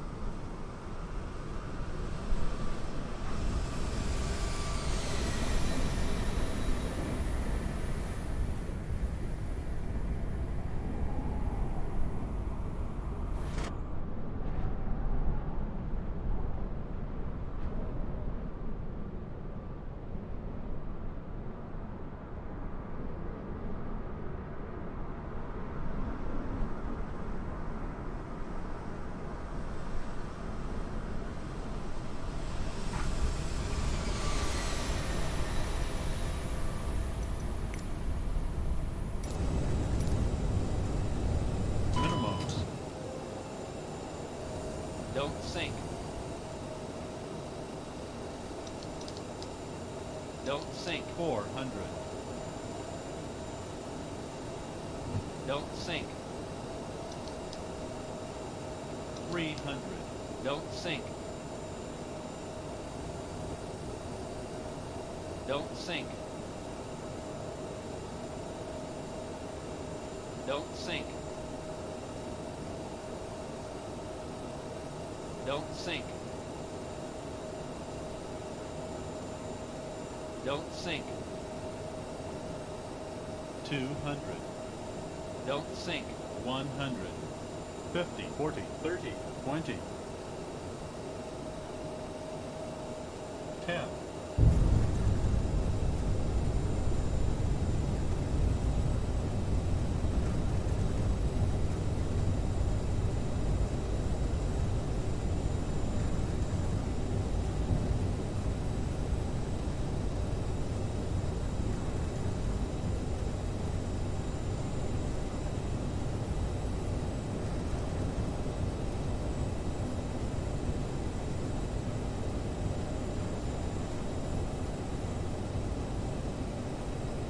Minimums.